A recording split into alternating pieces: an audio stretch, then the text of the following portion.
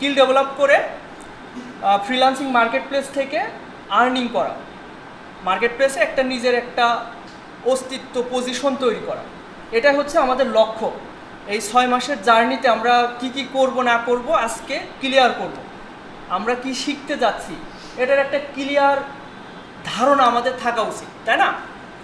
তাহলে এর প্রতি আমাদের আগ্রহ আসবে। প্রথমে আসি ফ্রিল্যান্সিং কি। ফ্রিল্যান্সিং বলতে মুক্ত পেশা। আমি কোনো ধরাবাঁধা কোনো একটা চাকরিতে না থেকে আমার একটা দক্ষতা অর্জন করব আমরা, এবং সেই দক্ষতাটা বিক্রি করে আমরা আর্নিং করব। এটাই হচ্ছে আমাদের ফ্রিল্যান্সিংয়ের মূল বিষয়। ফ্রিল্যান্সিং বিভিন্ন মার্কেট প্লেস আছে, ফাইবার, আপওয়ার্ক, ফ্রিল্যান্সার.com। ওখানে এক একটা মার্কেট প্লেসে এক একভাবে কাজ হয়। আমি সব কিছু আজকে ক্লিয়ার করব আপনাদের। তো ওখানে নিজের পোর্টফোলিও মানে নিজের কাজের স্যাম্পল উপস্থাপন করে, নিজেকে উপস্থাপন করে ওখান থেকে ইনকাম করার পদ্ধতি হচ্ছে ফ্রিল্যান্সিং, ঠিক আছে? তো কিভাবে ইনকাম করা যায় ফ্রিল্যান্সিং করে, এই প্রশ্নে আসি। আপনাদের কমন কিছু প্রশ্ন থাকতে পারে, আমি সেই প্রশ্নগুলো তালিকা করছি এবং ওই প্রশ্নের উত্তর দিব এবং পর্যায়ক্রমে এগোতে থাকব।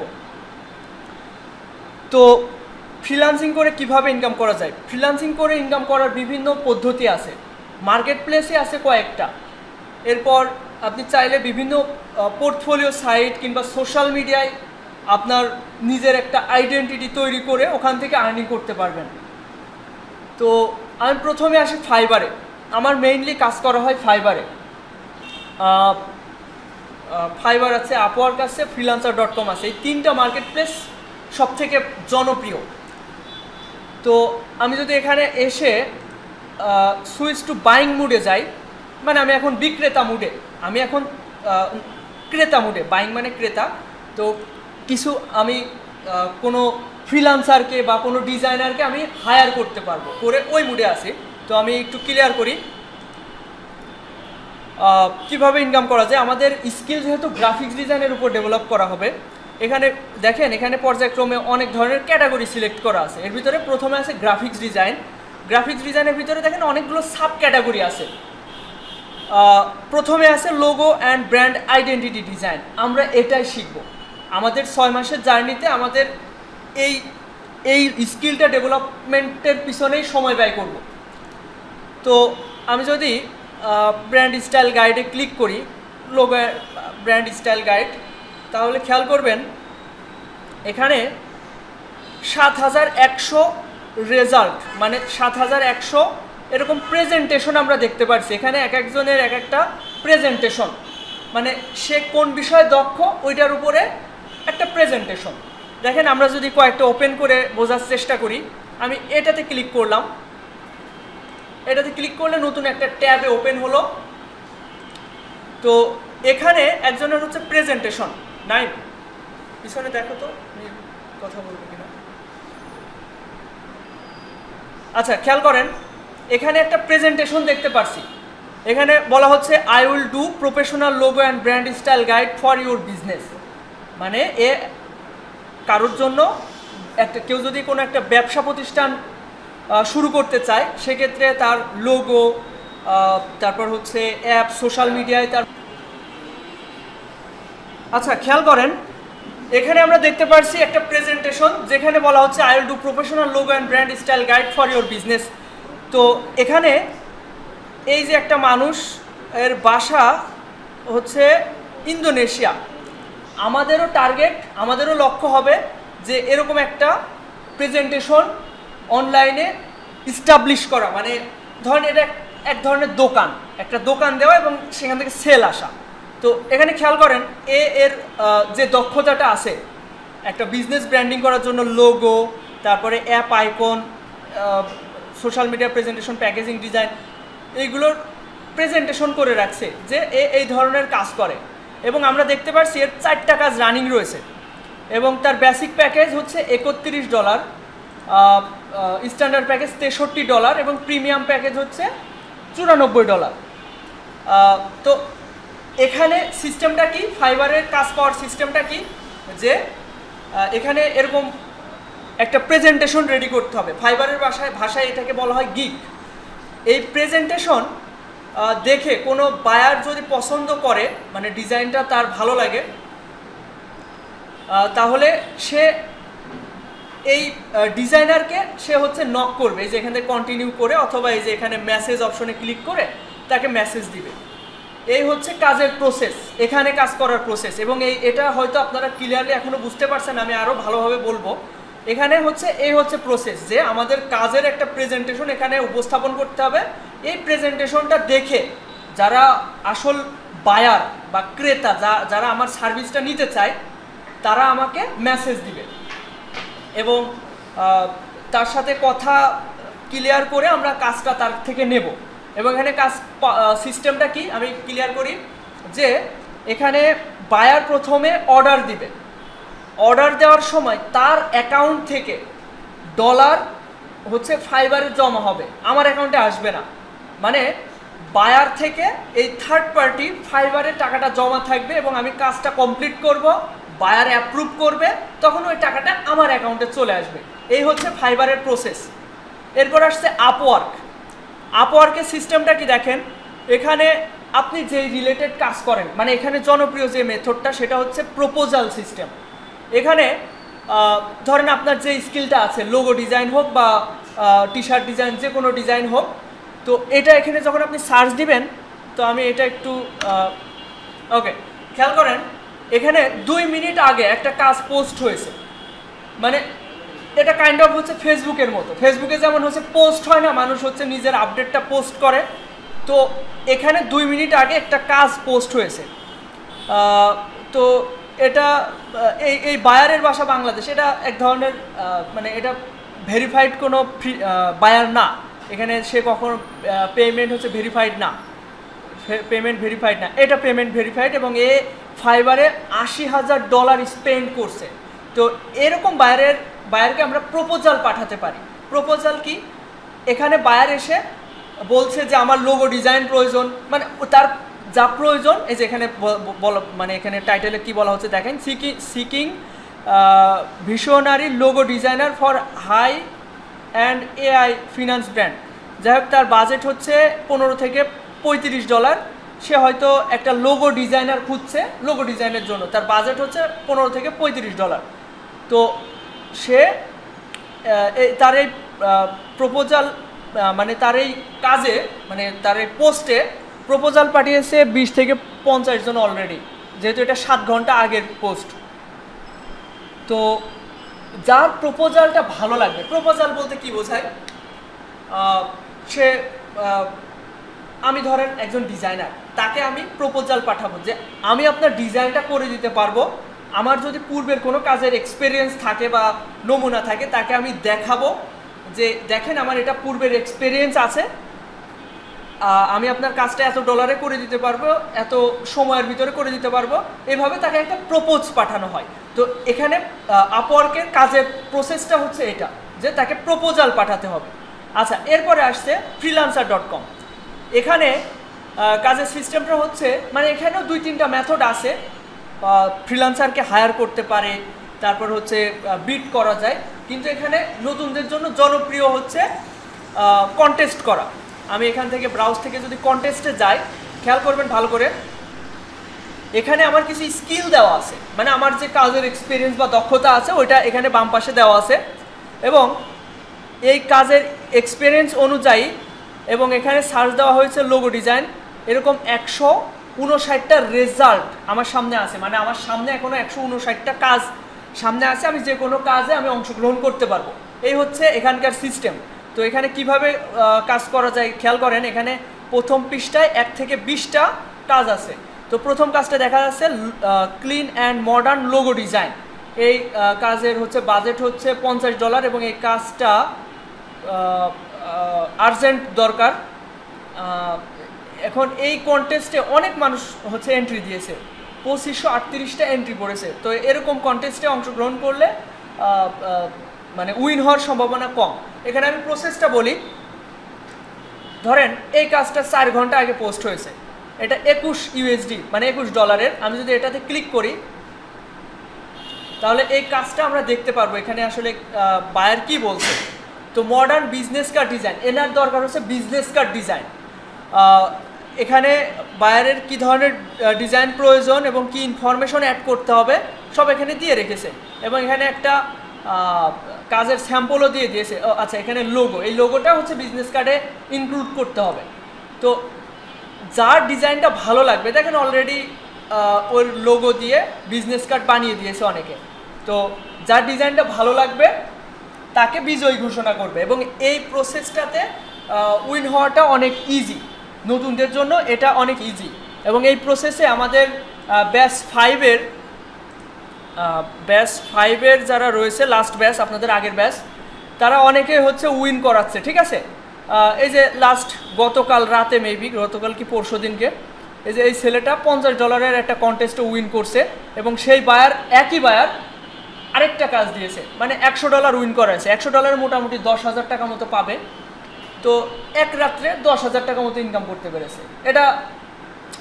এটাই হচ্ছে ফ্রিল্যান্সিংয়ের মজা, যে একটা মানুষ 1 মাস ধরে কাজ করে, মানে সচরাচর যেটা হয়ে আসছে, 1 মাস ধরে কাজ করে সে 8-10 হাজার টাকার হচ্ছে চাকরি করে, 15,000 টাকার চাকরি করে। এখানে আপনি চাইলে এক রাতেও হচ্ছে 10,000 15,000 ইনকাম করতে পারবেন। এই হচ্ছে ফ্রিল্যান্সিংয়ের মজা। কিন্তু এই পর্যায়ে যেতে হলে আপনাকে অবশ্যই অনেক পরিশ্রম করতে হবে, আপনার নিজের স্কিলটা ভালোভাবে ডেভেলপ করতে হবে, এক্সপার্ট হতে হবে, দীর্ঘদিনের এক্সপিরিয়েন্স থাকতে হবে, তারপরে একটা পর্যায়ে যেতে পারবেন। তো এখন কাজ পাওয়ার প্রসেসটা আমি ক্লিয়ার করলাম। এখানে যদি কারোর প্রশ্ন থাকে, যে কোনো টাইমে কারোর জন্য কোনো কিছু বুঝতে অসুবিধা থাকলে নির্দ্বিধায় প্রশ্ন করতে পারেন, ঠিক আছে। তো কারো কোনো প্রশ্ন থাকলে বলতে পারেন। প্রশ্ন যদি না থেকে থাকে তাহলে আমরা পরবর্তী ধাপে যেতে চাচ্ছি। আচ্ছা, ভিতরে আসেন, নাইন বসতে দাও। আচ্ছা, এ পাশে চেয়ার আছে কি? আচ্ছা আচ্ছা, আসসালামু আলাইকুম। নাইম, এখানে একটা চেয়ার দাও। এই ভিতরে আরো চেয়ার আছে, ওখান থেকে চেয়ার নিয়ে বসতে পারবো। আচ্ছা, আমি এটা ক্লিয়ার করলাম ফ্রিল্যান্সিং করে কিভাবে ইনকাম করা যায়। এছাড়া সোশ্যাল মিডিয়া বলতে শুধু ফেসবুক না, লিঙ্কডইন আছে, প্রফেশনাল হচ্ছে market social media. LinkedIn, Behance, dribble, এগুলো হচ্ছে পোর্টফোলিও সাইট, যেখানে কিনা আপনাদের নিজেদের কাজগুলো প্রেজেন্টেশন করে, মানে তুলে ধরবেন, নিয়মিত পোস্ট করবেন, আপনাকে বায়াররা খুঁজে নেবে এবং মেসেজ দিয়ে আপনাকে কাজ দিবে। তো অনেকগুলো প্রসেস আছে, এবং আমরা এই 6 মাসের জার্নিতে আমাদের নিজেদের একটা পজিশন তৈরি করব, এটাই হচ্ছে আমাদের লক্ষ্য। তো এরপরে আসছি, আমরা যা শিখব তা মার্কেট প্লেসে চাহিদা কেমন। আমরা যা এই যে 6 মাস হচ্ছে পরিশ্রম করব, সময় দিব, তো এটার আসলেই ভ্যালু আছে কিনা, মার্কেট প্লেসের চাহিদা আছে কিনা, সেটা তো জানা জরুরি, তাই না? আচ্ছা, আমরা এই প্রশ্নের উত্তরে আমরা একটু মার্কেট প্লেসে আসি। আমি মূলত ফাইবারে, আচ্ছা আমার পরিচয়টা একটু, মানে মার্কেট প্লেসের পরিচয়টা আমি একটু পরে দিই, আগে এগুলো আগে ক্লিয়ার করি। এখানে খেয়াল করেন, এই যে ফাইবারে আসলাম, এখানে আমি যদি জাস্ট লোগো ডিজাইন দিয়ে সার্চ দিই, আমাদের মেইন স্কিল হবে লোগো ডিজাইন। লোগোর পাশাপাশি ব্র্যান্ড স্টাইল গাইডলাইন, এটাতে যাব, কারণ এখানে তুলনামূলক কম্পিটিশন কম এবং ওখানে সাকসেস হওয়াটা ইজি হবে। তো খেয়াল করেন, লোগো ডিজাইনের সার্চ দেওয়াতে এখানে 1,60,000 রেজাল্ট আসছে। মানে আপনারা যদি মার্কেট প্লেসে এরকম একটা গিগ দেন, তাহলে এই যে 1,60,000 কম্পিটিশন, 1,60,000 প্রেজেন্টেশন, এর মাঝে আপনার একটা প্রেজেন্টেশন হবে, আপনারা যদি অ্যাকাউন্ট করেন এবং এখানে একটা প্রেজেন্টেশন রেডি করেন। তো সেখানে আমরা অনেকের হচ্ছে প্রেজেন্টেশন দেখতে পাচ্ছি, এবং আমরা কিছু প্রেজেন্টেশন একটু ওপেন করে দেখব। এই একটা প্রেজেন্টেশন আমি এটা ওপেন করলাম, এই যে নতুন ট্যাবে আমরা দেখতে পাচ্ছি এ কাজ করে কি, বলছে I will do stunning business logo design, redesign and branding. মানে ও লোগো ডিজাইন তৈরি করে, লোগো আপনার যদি পূর্বের লোগো থাকে ওটা রিডিজাইন করে সুন্দর একটা লুক দিবে, এটাও করে। এবং তার বেসিক প্যাকেজের দাম হচ্ছে $20, স্ট্যান্ডার্ড $50, প্রিমিয়াম হচ্ছে $95। এবং বেশিরভাগ ক্ষেত্রে ক্লায়েন্টরা প্রিমিয়াম প্যাকেজটাই অর্ডার করে। তো প্রিমিয়াম প্যাকেজে সে কী দেবে, 4 কনসেপ্ট, মানে 4টা লোগোর ভেরিয়েশন দিবে। মানে আপনি যদি তাকে দিয়ে লোগো ডিজাইন করান, আপনার একই লোগো 4টা ভেরিয়েশন দিবে, আপনি যে কোনো একটা চুজ করে নিতে পারবেন। তো এখানে খেয়াল করেন, সে তার নিজের কাজের স্যাম্পল এখানে উপস্থাপন করে রাখছে। এখানে দেখতে পাচ্ছেন এগুলো তার কাজের স্যাম্পল, এবং এই যে এটা 4 দিন আগে কমপ্লিট করেছে। খেয়াল করেন, একটা বায়ার সে হচ্ছে রিভিউ দিয়েছে 5 স্টার 4 দিন আগে। ফ্যান্টাস্টিক ওয়ার্ক, মানে সে একটা প্রশংসা করছে এবং সে এই লোগোটা ডিজাইন করিয়ে নিয়েছে। এই একটা লোগো ডিজাইন করিয়েছে 1 সপ্তাহ আগে, এবং বায়ার একটু ব্যাড রিভিউ দিয়েছে 3.7 স্টার, এবং বলেছে quick and what I wanted, মানে যে সে যা চেয়েছে তাই পেয়েছে, কিন্তু রিভিউটা দিয়েছে 3.7 স্টার। এরপর একটা কাজ দেখেন, এটা 1 সপ্তাহ আগে কাজটা কমপ্লিট করেছে, একটা লোগো ডিজাইন, ঠিক আছে। এগুলো লাইভ কাজ আমরা দেখতে পারছি যে এবং এর 11টা কাজ রানিং রয়েছে। আমরা যদি একে একটু বোঝার চেষ্টা করি, এই যে নাম হচ্ছে মাহি, এর বাসা হচ্ছে পাকিস্তান, এ ফেব্রুয়ারি 2023 সাল থেকে মার্কেট প্লেসে আছে, এখন বর্তমানে 25 সাল, 2 বছর আগের অ্যাকাউন্ট। লাস্ট ডেলিভারি 3 ঘন্টা আগে আমরা কথা বলছি, এর ভিতরে ও মানে 3 ঘন্টার ভিতরে লাস্ট ডেলিভারি করছে, এবং মানে একটা কাজ সে জমা দিয়েছে লাস্ট, ওইটা বলা হচ্ছে লাস্ট ডেলিভারি। এবং আমরা দেখতে পাচ্ছি তার কাজ হচ্ছে 11টা রানিং। তো 11টা কাজ রানিং মানে আমরা যদি অ্যাভারেজ বোঝার চেষ্টা করি তার এখন কত টাকার কাজ রানিং, আমরা বেশিরভাগ সময় দেখি হচ্ছে প্রিমিয়াম প্যাকেজটা অর্ডার করে। সেক্ষেত্রে আমি স্ট্যান্ডার্ড প্যাকেজটা কম্পেয়ার করে একটু যাচাই করি, এর 11 গুণ 50, এর কত ডলারের কাজ রানিং রয়েছে, এটা এস্টিমেট করার প্রয়োজন আছে। $50 ইন্টু হচ্ছে 11টা কাজ রানিং রয়েছে। তো আমরা দেখতে পাচ্ছি $550 কাজ রানিং রয়েছে। তো $550 ভিতরে মার্কেট প্লেস 20% কমিশন খায়। মার্কেট প্লেস আপনি যা ইনকাম করবেন তার 20%, মানে 1000 টাকা ইনকাম করলে 200 টাকা মার্কেট প্লেসের আপনাকে কমিশন দিতে হবে। তো $550 যদি আমরা -20% করি, তাহলে দেখতে পাচ্ছি $440 থাকে। এই 440 ইন্টু আমরা যদি 117 করে এখন পার ডলারে পাওয়া যাচ্ছে, তো মোটামুটি 50,000 টাকার কাজ রানিং রয়েছে। এই কাজ কমপ্লিট করতে আমি মনে করি 10 দিন লাগতে পারে। তো এই 10 দিনই সে 50,000 টাকা ইনকাম করার মতো পর্যায়ে আছে। তো এই পজিশনে আসাটা একটু টাফ বলতে ধৈর্য ধরে লেগে থাকতে হবে। যদি আপনার চেষ্টা থাকে, অবশ্যই ইনশাল্লাহ আল্লাহ যদি সহায়ক হয় আপনিও এই পর্যায়ে আসতে পারবেন। খেয়াল করেন, এটা তো ছিল একটা, আমি ছোটোখাটো একটা এক্সাম্পল দিলাম। আমি কোন প্রশ্নের অ্যান্সারে এটা দেখাচ্ছি যে মার্কেট প্লেসে আমরা যা শিখছি বা শিখবো, এটা মার্কেট প্লেসে কেমন চাহিদা আছে এটা। তো আমরা এই আইডিটা আমরা একটু যাচাই বাছাই করলাম। এখন খেয়াল করেন, এরও 11টা কাজ রানিং, এর দেখেন 238টা কাজ রানিং, মানে কল্পনা করতে পারবেন এর কত টাকার কাজ রানিং রয়েছে। এই যে এর টপ রেটেড ফ্রিল্যান্সার, এর বাসা হচ্ছে পাকিস্তানে, এবং এ 2016 সাল থেকে আছে, মানে বুঝতে পারছেন 2016 সাল থেকে। এবং আমরা এই যে কথা বলছি 35 মিনিটের ভিতরে সে কোনো একটা কাজ ডেলিভার করছে, কোনো ক্লায়েন্টকে সে তার কাজ জমা দিয়েছে। তার এই পর্যন্ত 28,000 রিভিউ আছে। রিভিউ সবাই দেয় না, বলা যায় 28,000 যেহেতু রিভিউ, মোটামুটি 50,000 কাজ কমপ্লিট করেছে এই পর্যন্ত। তাহলে বুঝতে পারছেন মার্কেট প্লেসে শুধুমাত্র লোগো ডিজাইনের কেমন চাহিদা। শুধুমাত্র এই যে একজন ডিজাইনারের তারই কাজ রানিং রয়েছে 238টা। তো এর বেসিক প্যাকেজ $45, স্ট্যান্ডার্ড 125, এবং প্রিমিয়াম প্যাকেজ হচ্ছে $245।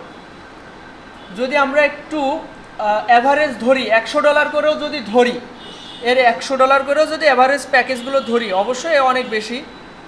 238 ইন্টু $100 করে যদি আমি পার অর্ডারে ধরি, $23,000 ইন্টু 117, দেখেন 27 লাখ টাকার কাজ রানিং রয়েছে। এই যে এই ফ্রিল্যান্সার, এর হচ্ছে এ কিন্তু একাই কাজগুলো করতে পারবে না, কোনোভাবেই করতে পারবে না। এর একটা বড় সড়ো টিম আছে। এবং এ তো পাকিস্তান, বাংলাদেশ এবং ভারত, এই 3 দেশ, এইসব দেশে যেহেতু টাকার মান হচ্ছে কম, মানে এইসব দেশে যেমন $1 আমাদের দেশে হচ্ছে $117, আর পাকিস্তানে তো আরও বেশি, $1 প্রায় 200 টাকার উপরে। ইন্ডিয়াতেও ওরকম, মানে আমাদের এইসব কান্ট্রিগুলোতে টাকার মান একদম কম। কিন্তু যেসব কান্ট্রি, এই যে ধরেন এই আমি একটু ক্লিয়ার করি, এই সব কাজগুলো আসে বেশিরভাগ সময় ইউনাইটেড স্টেট, তারপর হচ্ছে UK, US, Canada, Australia, Germany, এইসব দেশ থেকে কাজ আসে। তো এইসব দেশের মানুষদের দিয়ে এই কাজগুলো করায় না কেন, আমাদের দেশের মানুষদের করায় কী জন্য? কারণ সেসব দেশে লোগো ডিজাইন করা বা এইসব কাজগুলো করা অনেক এক্সপেন্সিভ। তো আমাদের দেশে একদম কম টাকায় ওরা ভালো রেজাল্ট পায়, মানে ভালো সার্ভিস পায়, এই জন্য তারা আমাদের দেশে কাজ করায় নাই। ইন্ডিয়া, পাকিস্তান, বাংলাদেশ, এইসব দেশে, এই জন্য আমাদের এইসব দেশে ফ্রিল্যান্সিংটা অনেক বেশি জনপ্রিয়। আমাদের দেশে অনেক এজেন্সি আছে, মানে ধরেন এরকম একটা আইডি যার থাকবে, এরকম একটা আইডি যার করতে পারবে, আমারও এটা লক্ষ্য, আমারও স্বপ্ন এরকম একটা আইডি মানে পজিশনে যাওয়া, এবং এই পজিশনে যদি যাওয়া যায় তার একটা বড় সড়ো অফিস নিয়ে টিম ম্যানেজ করে কাজগুলো কমপ্লিট করার মতো অবস্থায় যাবে। তো খেয়াল করেন, আমরা একটু বোঝার চেষ্টা করি কী ধরনের কাজ করে। এই যে 27 লাখ টাকার কাজ রানিং রয়েছে, তো এ হচ্ছে মানে এই কাজগুলো করতে তার কিন্তু মোটামুটি 4-5 দিনে এই কাজগুলো কমপ্লিট করতে হবে। এই 27 লাখ টাকার কাজ তার, দেখেন তার যদি আমি একটু খেয়াল করেন, প্রিমিয়াম প্যাকেজের ডেলিভারি টাইম 3 দিনের ভিতর ডেলিভারি করতে হবে। এই যে 200-250 কাজ রানিং, এগুলো তার 3 দিনের ভিতরে ডেলিভারি করতে হবে। বুঝতে পারছেন? মানে প্রতিনিয়ত সে কতগুলো করে কাজ পায়। এই পজিশনে যাওয়াটাই আমাদের লক্ষ্য হবে। এই পজিশনে যাওয়াটা সহজ না, অনেক স্ট্রাগল করতে হবে।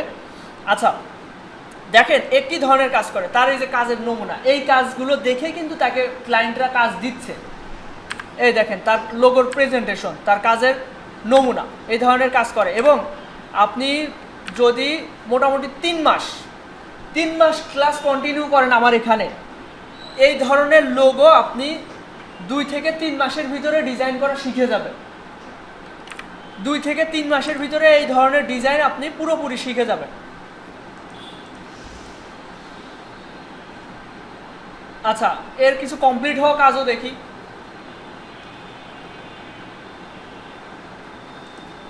আচ্ছা, এটা একটা প্রেজেন্টেশন। এটা দেখেন, একদিন আগে এ হয়তো আগেও একটা কাজ করেছে এবং 5 স্টার রিভিউ দেওয়ার সময় বলছে থ্যাঙ্কস এগেইন, মানে এটা রিপিট ক্লায়েন্ট। তো এই যে এই লোগোটা বানিয়ে দিয়েছে।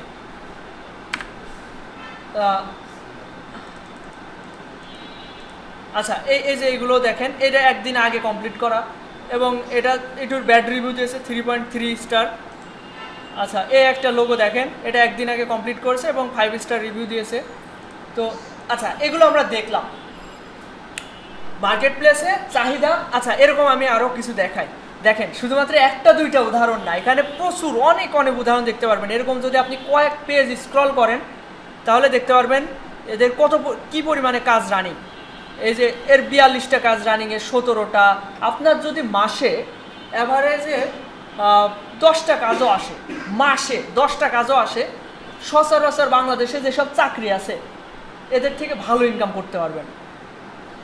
10টা কাজ করলে আপনার যদি অ্যাভারেজ প্যাকেজ যদি $50 করেও হয়, তাও দেখেন 5-10 × 50, $500, মোটামুটি 50,000 টাকা মতো আর্নিং থাকবে। মানে আপনি 10টা কাজ খুব অনায়াসে কমপ্লিট করে ফেলতে পারবেন, আপনার সেরকম এফোর্টও দেওয়া লাগবে না, কিন্তু আপনার মাস শেষে হিউজ একটা আর্নিং থাকবে। তো এখানে খেয়াল করেন, এর দেখেন 1300 কাজ রানিং অর্ডার 1300, 22টা, 51টা, 13টা, এই যে 64টা, এর হচ্ছে 113টা, এর 20টা। এরকম আমি যদি কয়েক পেজ স্ক্রল করি সবার দেখবেন হচ্ছে কাজ রানিং রয়েছে। আমি 5 নাম্বার পেজে চলে গেলাম, একবারে 5 নাম্বার পেজে চলে গেলাম, এবং এখানকার মানুষের হচ্ছে কাজ, এর 2টা, একটু কম এখানে, এর 2টা, এর 8টা কাজ রানিং, এর 2টা কাজ রানিং, এখানে একটু কম কম, এখানে 171টা কাজ রানিং, এর 4টা কাজ রানিং, এর 2টা। এভারেজে এই ধরনের এই 5 নাম্বার পেজে এসেও মানে এক পেজে 48 জনের প্রেজেন্টেশন থাকে, এরকম আমি 5 নাম্বার পেজে চলে গেছি। এখানেও দেখেন 5টা, 3টা, 2টা এরকম করে কাজ রানিং রয়েছে। তো এইবার আমি মার্কেট প্লেসে আমার অবস্থানটা দেখাই। আমি যদি এখানে, আমি মূলত রেস্টুরেন্ট ব্র্যান্ডিংয়ের উপর কাজ করি। রেস্টুরেন্ট ব্র্যান্ডিং মানে একটা রেস্টুরেন্ট যদি দেয় কেউ, আমি তার logo, menu, business card, social মিডিয়ায় তার হচ্ছে সোশ্যাল মিডিয়া কিট ডিজাইন, মানে social media kit, post design, এগুলো আমি করে দিই। তো আমি যদি এখানে সার্চ দিই ফাইবারে যে রেস্টুরেন্ট ব্র্যান্ডিং, তাহলে খেয়াল করেন এখানে এটা আমার একটা আইডি, মানে আমার টোটাল 3টা আইডি। এটা একটা আইডি এবং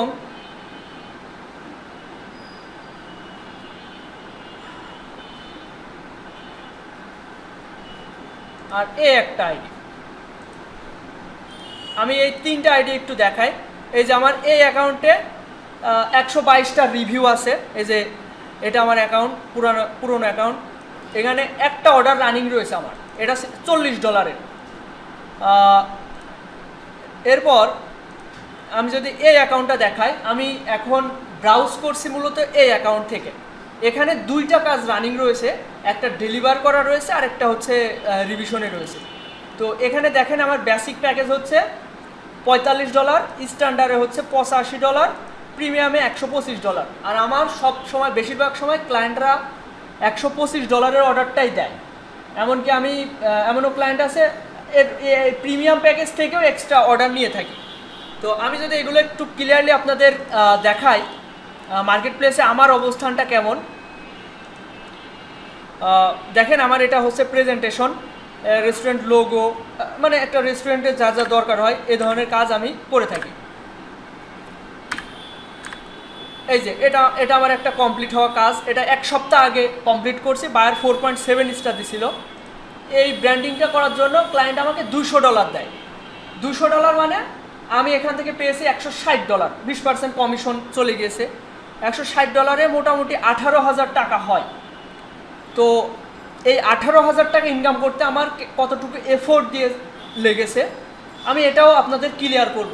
মানে আপনাদের এই ফ্রিল্যান্সিং বা এই 6 মাসের জার্নিতে আপনাদের স্ট্রাগলটা আসলে কোথায় করতে হবে, এগুলোর একটা সূক্ষ্ম ধারণা আপনাদের থাকা উচিত, তাই না? তো খেয়াল করেন এই যে কাজটা করছি আমি, এটা হচ্ছে রেস্টুরেন্টের লোগো ডিজাইন করছি। লোগোর হচ্ছে কালার ভেরিয়েশন, লোগো ওর ব্র্যান্ডিংয়ে কী ধরনের ফন্ট ইউজ করছি, কালার ইউজ করছি সেগুলো, প্যাকেজিং, এই যে seal design, packaging design, menu card design, এরপর হচ্ছে বিজনেস কার্ড ডিজাইন করে দিয়েছি। সোশ্যাল মিডিয়াতে যে ফেসবুকে কাভার ডিজাইন, তারপরে পোস্ট ডিজাইন, ও সোশ্যাল মিডিয়া মানে ফেসবুক, ইনস্টাতে হচ্ছে পোস্ট করবে, post design, signboard design, cap design, এটা হচ্ছে এই ডিজাইন। আবার হচ্ছে এখানে এটা হচ্ছে টিভি স্ক্রিন ডিজাইন, মানে রেস্টুরেন্টে, বড় বড় রেস্টুরেন্টে বড় এলইডি টিভিতে তাদের মেনুগুলো অন্তর্ভুক্ত করে, ওইটা ডিজাইন করে দিছি। টুকটাক প্যাকেজিং ডিজাইন। এই পুরো ডিজাইনের জন্য সে আমাকে $200 দিয়েছে, মানে 18,000 টাকা। তো এই কাজটা দেখালাম। এখন দেখাই আমার আরও একটা কাজ দেখাই। এটা দেখেন, এটা 2 মাস আগের কমপ্লিট হওয়া কাজ। আচ্ছা, আরও কাজ কমপ্লিট রানিং রয়েছে, ওইগুলো একটু দেখাই। সুইচ টু সেলিং মুডে যাচ্ছি, মানে আমি এখন সেলিং মানে বিক্রেতা মুডে, আমি এখন ফ্রিল্যান্সার মুডে আছি। এখানে খেয়াল করেন, আমি যদি এখানে দেখাই আমার 2টা অর্ডার রানিং রয়েছে, বলছিলাম না 2টা অর্ডার, একটা হচ্ছে ডেলিভার করা রয়েছে। এই 2টাই আমি গতকাল রাতে কমপ্লিট করছি, মানে এক রাতে আমি এই 2টা কাজই ডেলিভার করে দিয়েছি। মানে আমি মোটামুটি রাতে ইদানিং আমার রাতে ঘুমানো হয় না। এই 2টা কমপ্লিট করতে মোটামুটি সারা রাতে লেগে গেছে। ঘুমাইছি সকালে মনে হয় 2-3 ঘন্টা, তারপরে আবার ক্লাসের প্রিপারেশন। এখন খেয়াল করেন এখানে 2টা অর্ডার রানিং, 2টা $125, 2টা যদি আমি একটু বিশ্লেষণ করি, যে মোহাম্মদ এটা মুসলিম এক বায়ার, এ আমাকে কিভাবে কাজ দিল, এর সাথে কমিউনিকেশনটা কিভাবে হলো, আমি এগুলো সব ক্লিয়ারলি আমি আপনাদের ধারণা দিব। এটা দেখতে পাচ্ছেন, এটার টোটাল টাইম হচ্ছে, ডিটেলসে আসি, এই যে $125 কাজটা আমি টাইম ডিউরেশন পেয়েছি 7 দিন। 7 দিনের ভিতরে আমি কাজটা কমপ্লিট করতে পারবো। এবং তাকে আমি কি কি দিব সব এখানে আপনাদের ক্লিয়ার করছি। এখানে খেয়াল করেন, আমি এর প্রথম কমিউনিকেশনে আসি। ও আমাকে প্রথমে কিভাবে মেসেজ দেয় এবং কিভাবে আমি কাজটা পাই। আমি ওর প্রথম মেসেজের দিকে যাই। আচ্ছা, আপনাদের কি বোরিং লাগছে? পিছনে কি শোনা যাচ্ছে কথা ক্লিয়ারলি? ওকে, খেয়াল করেন আমি এর সাথে প্রথম কথা কিভাবে বলি। আপনাদের ভিতরে অনেকে ইংরেজিতে কথা বলতে পারেন না, এটা স্বাভাবিক। আমাদের দেশের শিক্ষা ব্যবস্থা এমনই যে মাস্টার্স কমপ্লিট করে ফেললেও আমরা ইংরেজিতে ফ্লুয়েন্টলি কথা বলতে পারি না, সাবলীলভাবে আমরা ইংরেজিতে কথা বলতে পারি না। তো ওটা আমাদের জন্য, আমাদের এই সেক্টরে কোনো প্রবলেম বা ইফেক্ট করবে না। কারণ হচ্ছে এর জন্য গুগল ট্রান্সলেট আছে। আপনি যদি অন্যান্য সেক্টরে যান, ডিজিটাল মার্কেটিং বা হচ্ছে ওয়েব ডেভেলপমেন্ট, সেই সেক্টরে যেতে হলে আপনাকে ফ্লুয়েন্টলি ইংরেজিতে কথা বলার মতো অ্যাবিলিটি থাকতে হবে। কারণ ওখানে বায়ার আপনাকে সরাসরি ভিডিও কলে আসবে, এসে আপনাকে কাজ বুঝাবে, আপনিও তাকে বোঝাবেন, আপনি তাকে কি দিবেন। কিন্তু আমাদের এখানে বেশি কথা বলা লাগে না, আমাদের কিছু বেসিক প্রশ্ন থাকে, প্রশ্নের উত্তর পেয়ে গেলে আমরা কাজ শুরু করতে পারি। ক্লিয়ার? এখন দেখেন, প্রথমে আমাকে বায়ারটা মেসেজ দেয় হাই লিখে। এটা 11 জুলাই, আজকে কত তারিখ? 15, মানে আজ থেকে 4 দিন আগে আমাকে এই বায়ারটা মেসেজ দেয়, হাই লেখে। আমার একটা অটো মেসেজ তাকে তার ইসে চলে যায়। এখানে এই মেসেজটা আমি সেট করে রেখেছি। বললাম না যে কিছু কমন প্রশ্নের উত্তর পেয়ে গেলে আমরা কাজ শুরু করতে পারি। বায়ারও আশ্বস্ত হয় যে না, আমি সঠিক মানুষের কাছে এসেছি। দেখেন, অটো মেসেজ হাই মোহাম্মদ, মানে এই নামটাও সে অটো ডিটেক্ট করে এই মেসেজটা তার সামনে চলে যাবে। থ্যাঙ্কস ফর কন্ট্যাক্টিং মি, মানে আমি বাংলায় বুঝাই দিই আপনাদের, আমার সাথে যোগাযোগ করার জন্য ধন্যবাদ। আপনার কাজটি করতে আমি ভীষণ আগ্রহী। দয়া করে এই ইনফরমেশনগুলো দিন, যেমন হচ্ছে লোগোর নাম কি হবে, আপনার যদি কোনো লোগোর স্যাম্পল ডিজাইন থেকে থাকে সেটা আমাকে দেখান, যাতে আমি ওই ধরনের ডিজাইন করতে পারি, ধারণা পাই। এবং তার ব্যবসা সম্পর্কে বিস্তারিত বলুন। এই প্রশ্ন 3টার আমি উত্তর চেয়েছি এবং সে ওই প্রশ্নগুলোর উত্তর এক এক করে দিয়েছে। তার লোগোর নাম হবে আইসবার্গ। তো তারপরে উনি বলছে, I need complete branding for my business which is basically A to Z of branding. আচ্ছা, সে বলছে যে আমার কমপ্লিট ব্র্যান্ডিং দরকার আমার বিজনেসের জন্য এবং A to Z। তো সে তার খাতায় একটা স্কেচ করেছে লোগোর। দুর্ভাগ্যবশত আমি তার কথাটা ক্লিয়ারলি, মানে তার স্কেচটা আমি বুঝতে পারিনি, তার না বুঝে ডিজাইন করে ফেলেছি। গতকাল রাতের কাহিনী এটা। এটা দেখেন, সে খাতায় লোগো আঁকিয়েছে, উপরে বার্গার, আমি ভেবেছি নিচে হয়তো আইসবার্গ। ওই যে টাইটানিক জাহাজে ডুবন্ত হচ্ছে, এই আইসবার্গেই কিন্তু লেগে হচ্ছে ভেঙে যায়, ওইটার সাথে তুলনা করে সে লোগো বানিয়েছে। মানে নিচে থাকবে, মানে বরফ, সমুদ্রের ভিতরে বরফের নিচে পাহাড় থাকে, মানে উপর থেকে অতটা বোঝা যায় না, ওই টাইপের একটা ধারণা নিয়ে আমাকে বলে হচ্ছে এই ধরনের একটা লোগো বানানো। তো উপরে বার্গার থাকবে, নিচে আমি ভাবলাম হয়তো বরফের স্তর থাকবে, আমি ওইভাবে ডিজাইন করেছি। কিন্তু সে এখানে বোঝাতে চেয়েছে এটা হচ্ছে কফির কাপ থাকবে এবং কফির কাপের নিচে বরফের একটা স্তর থাকবে। এটা আমার ডিজাইন করে দেওয়ার পরে সে আমাকে বলছে। তো এখানে দেখেন, ও লোগোর ধারণা আমাকে দিয়েছে, মাঝখানে আইসবার্গ লেখা থাকবে, উপরে বার্গার থাকবে, নিচে হচ্ছে কফি কাপ থাকবে। এই যে আমি এটা ধারণা, এটাও সে আমাকে ছবি পাঠিয়েছে ধারণা হিসেবে। তো উপরে আইসবার্গ, নিচেও আইসবার্গ, এরকম একটা কিছু থাকবে। আমি ওই ধারণা অনুযায়ী তাকে আমি কিছু ডিজাইন করে দিই।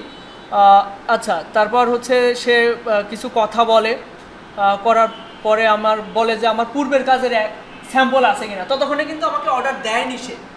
অর্ডার দেওয়ার আগে সে আমাকে বলে আমার কাজের এক্সপিরিয়েন্স দেখাতে। তো আমি ওই যে লাস্ট কমপ্লিট করে, এক সপ্তাহ আগে যে কমপ্লিট করা কাজ, একটু আগে আপনাদের এটা দেখালাম, $200 প্রজেক্টের এই কাজটা আমি তাকে দেখাই যে দেখেন আমার রিসেন্টলি একটা ক্লায়েন্টের কাজ, এই ধরনের আমি কাজ করে থাকি, কমপ্লিট ব্র্যান্ডিং করে দিব, সমস্যা নেই।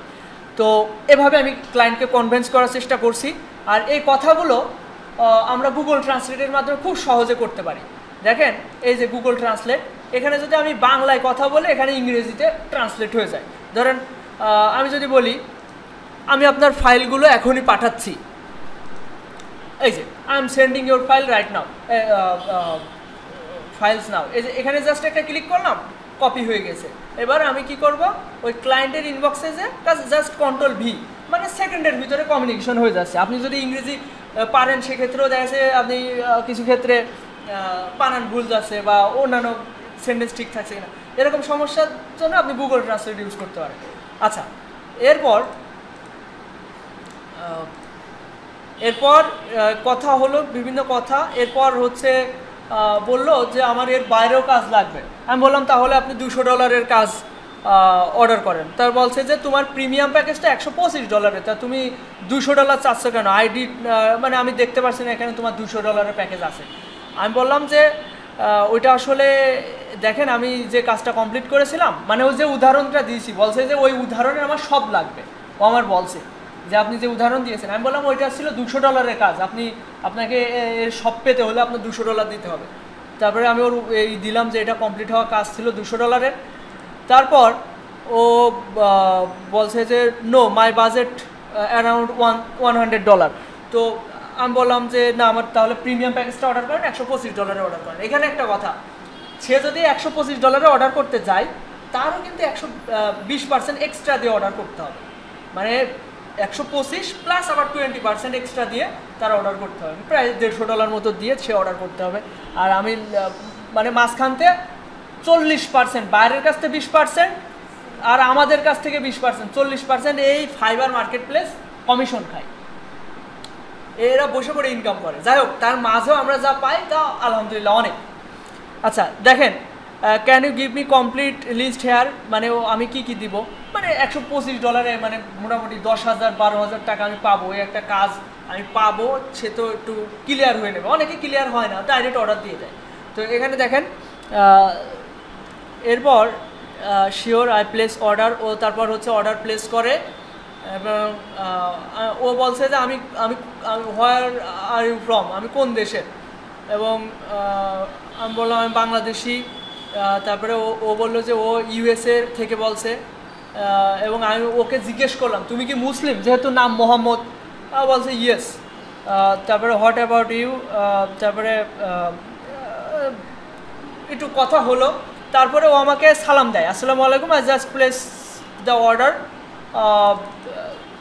এরপর কথা হয় এবং গতকাল রাতে, এটা দেখেন 15 জুলাই, মানে আজকে রাত 3:49, মানে আমার মোটামুটি ভোর রাত্রেই ভোরেও ঘুমানো হয়নি, 7টার দিকে ঘুমাইছি। তো এখানে খেয়াল করেন, তার আমি 4টার দিকে এই কাজগুলো তার ডেলিভার করি। তার কথা অনুযায়ী সে কী বললো, উপরে বার্গার থাকবে, নিচে আইস বার্গ থাকবে। তো তার কথা মতো আমি কিছু ডিজাইন তাকে করে দিই। এই একটা ডিজাইন, এখানে মোটামুটি 10টা উদাহরণ তাকে দিই। এবং তার আমি এবার বলছে যে আসলে একটু বুঝতে ভুল হয়েছে, নিচে আসলে এই যে এই কফির কাপ থাকবে, ঠিক আছে, কফির কাপের নিচে বরফের টুকরো থাকবে, এরকমটা বোঝা আছে। এই দেখেন, মানে বোঝাতে চাচ্ছে যে এখানে একটু কফির কাপ থাকবে, ওর নিচে বরফের টুকরো থাকবে, এরকম একটা ধারণা তার আমার তৈরি করে দিতে হবে। তো আমি 10টা ভিন্ন ভিন্ন ডিজাইন করে দিয়েছিলাম। সে বার্গার ছাড়াও বাবল টি, তারপর হচ্ছে এই যে চিকেন লেগ পিস এবং এই যে হচ্ছে এইগুলো বিক্রি করে। তো তো সব কিছু মিলিয়ে ডিজাইন করে দেওয়া হয়েছিল এবং সে তার আমার ডিজাইনগুলো থেকে তার ভালো লেগেছে, কিন্তু তার হচ্ছে একটু রিভিশন দরকার, মানে একটু চেঞ্জ করা দরকার। ওভারঅল আমি যেই প্রসেসে কাজগুলো পেয়ে থাকি আমি এটা ক্লিয়ার করলাম। এখন আমি আমার অবস্থানটা বলি মার্কেট প্লেসে। আমি যদি একটু আর্নিংয়ে যাই, এখানে খেয়াল করেন পেমেন্ট বিং ক্লিয়ারেন্স, মানে আমার $260 আমার ক্লিয়ারেন্সে রয়েছে। ক্লিয়ারেন্স বলতে একটা কাজ কমপ্লিট করলে সেটা 14 দিন পর আমার মূল ব্যালেন্সে অ্যাড হয়। কথাটা ক্লিয়ার না? ধরেন একটা ক্লায়েন্ট আমার কাজটা অ্যাপ্রুভ করে নেবে, এবার আমি উইথড্র দিতে হলে আমাকে 14 দিন অপেক্ষা করতে হবে, তারপর মূল ব্যালেন্সে অ্যাড হবে। দেখেন এখানে খেয়াল করেন, এই যে $200 কাজ যেটা কমপ্লিট করছিলাম, 14 দিনের ভিতরে 9 দিন হয়েছে, এখনও 5 দিন পর এটা আমার মূল ব্যালেন্সে অ্যাড হবে, তখন আমি আমার বাংলাদেশ ব্যাংকে উইথড্র দিয়ে দিতে পারবো, চলে আসবে টাকা হিসেবে। তো এরপর আরেকটা কাজ কমপ্লিট করছিলাম 3 দিন আগে, এটা হচ্ছে $125 ছিল, এখানে আমি পাবো $100, মানে $125 থেকে 20% লেস করলে হচ্ছে $100 থাকে। তো তাহলে এখানে 260 এবং আমার রানিং অর্ডার রয়েছে $200, $250, কিন্তু পাবো হচ্ছে $200, মানে হিসেব করে এখানে বলা হচ্ছে এই যে $250, 20% কম লেস করলে এখানে থাকে হচ্ছে $200। তো ওভারঅল আমি যদি এই অ্যাকাউন্ট থেকে এই মাসের ইনকামের কথা বলি, এই দুইটা যদি কমপ্লিট হয়ে যায়, আজ কালের ভিতর না হলে 2-3 দিনের ভিতরে এই দুইটা কমপ্লিট হয়ে যাবে। এখানে $200 আর ওখানে $250, $260, $450, $450 মোটামুটি 55,000 টাকা মতো হয়। মাসের আজকে 15 তারিখ, আমার 55,000 টাকা ইনকাম হয়ে গেছে, শুধুমাত্র আমার অ্যাকাউন্টে একটা না, আমার এরকম অ্যাকাউন্ট আরও 2টা আছে। আমি এটা আমার আব্বুর নামে করা অ্যাকাউন্ট, এরপর আমি দেখাচ্ছি আমার নিজের নামে অ্যাকাউন্টটা। আমি রিমোট কন্ট্রোলে আমার অন্য একটা পিসি কানেক্ট করছি, কারণ এক ডিভাইসে মাল্টিপল অ্যাকাউন্ট রাখা যায় না, এটা ফাইবারের রুলস বহির্ভূত। আমার এই মাঝখানে একটা পিসি আছে, ওইটা রিমোট কন্ট্রোলে অ্যাক্সেস করলাম এবং এখানে খেয়াল করবেন, এখানে আমি বললাম না একটা অর্ডার রানিং রয়েছে $40। এও এক হচ্ছে মুসলিম বায়ার এবং এর নিজের বাপের একটা রেস্টুরেন্ট আছে, বড় ভাইয়ের অ্যাকাউন্ট আছে, এখন ছোট ভাই অ্যাকাউন্ট মানে রেস্টুরেন্ট করবে। তো ছোট ভাই এসছে ওর হচ্ছে লোগো ডিজাইন করার জন্য রেস্টুরেন্টের, এবং আমি লোগো ডিজাইন করে দিই, কিন্তু তারও হচ্ছে রিভিশন দরকার, মানে সে হচ্ছে মুসলিম, যেহেতু প্রতিচ্ছবি করাটা হারাম, মানুষের প্রতিচ্ছবি করা হারাম, সেটা মেনে আমাকে বলছে যে রিমোট কন্ট্রোল তো একটু স্লো কাজ করছে। খেয়াল করেন, এটাও একটা মজার একটা কাজ, এটা একটু যদি আপনাদের দেখাই।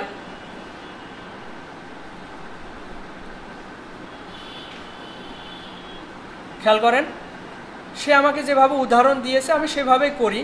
এই যে তারা, এই যে তিন বাপ বেটা, এটা বাপ, এটা ছোট ভাই, এটা বড় ভাই। বড় ভাইয়ের অলরেডি একটা রেস্টুরেন্ট আছে, এখন এ নিজেও হচ্ছে রেস্টুরেন্ট দিতে যাচ্ছে, এর বয়স কিন্তু অনেকটাই কমই মনে হচ্ছে। তো এ আমাকে মেসেজ দিয়েছে এবং এ আমাকে বলছে যে তার রেস্টুরেন্টের জন্য লোগো করে দিতে। তো আমি তাকে কয়েকটা লোগো ডিজাইন করে দিই এবং সে বলে আমার লোগো পছন্দ হয়েছে, কিন্তু সমস্যা হচ্ছে তার হচ্ছে এই যে আমি একটা লোগো করে দিই, একটা করে দিই। তো সে বলছে যে মানুষের ছবি সরাসরি হইলে এটা আসলে হারাম হয়ে যায়, আপনি একটু দয়া করে একটু লাইন আর্ট টাইপের করে দিতে। লাইন আর্ট বলতে এই টাইপের, এটা ওর বড়ো ভাইয়ের রেস্টুরেন্টের লোক। তো বলছে যে এরকম লাইন আর্ট টাইপের, যাতে বোঝা না যায় এটা কোনো একটা নির্দিষ্ট মানুষ। একই কথা, এখানেও সে কার্টুন, ওখানেও সে কার্টুন। যাই হোক, তার কথা মতো ডিজাইন করে দেওয়া হবে। তো এই অ্যাকাউন্ট থেকেও মোটামুটি আমি যদি বলি, আমার আর্নিংয়ে যাই, এখানে দেখতে পাচ্ছেন পেমেন্ট বিং ক্লিয়ারেন্সে আছে $280 এবং আমার এখন উইথড্র দেওয়া মতো আছে $150, এবং রানিং অর্ডার যেটা $40, এখান থেকে $32 পাবো, এটা অ্যাক্টিভ অর্ডার। তো এ মাসের ইনকাম বলা যায় এইটা $280, $280 মোটামুটি 30,000 মতো। তো 30,000, এবং আমার আরেকটা অ্যাকাউন্ট আছে, ওইটা হচ্ছে আমার আম্মুর নামে।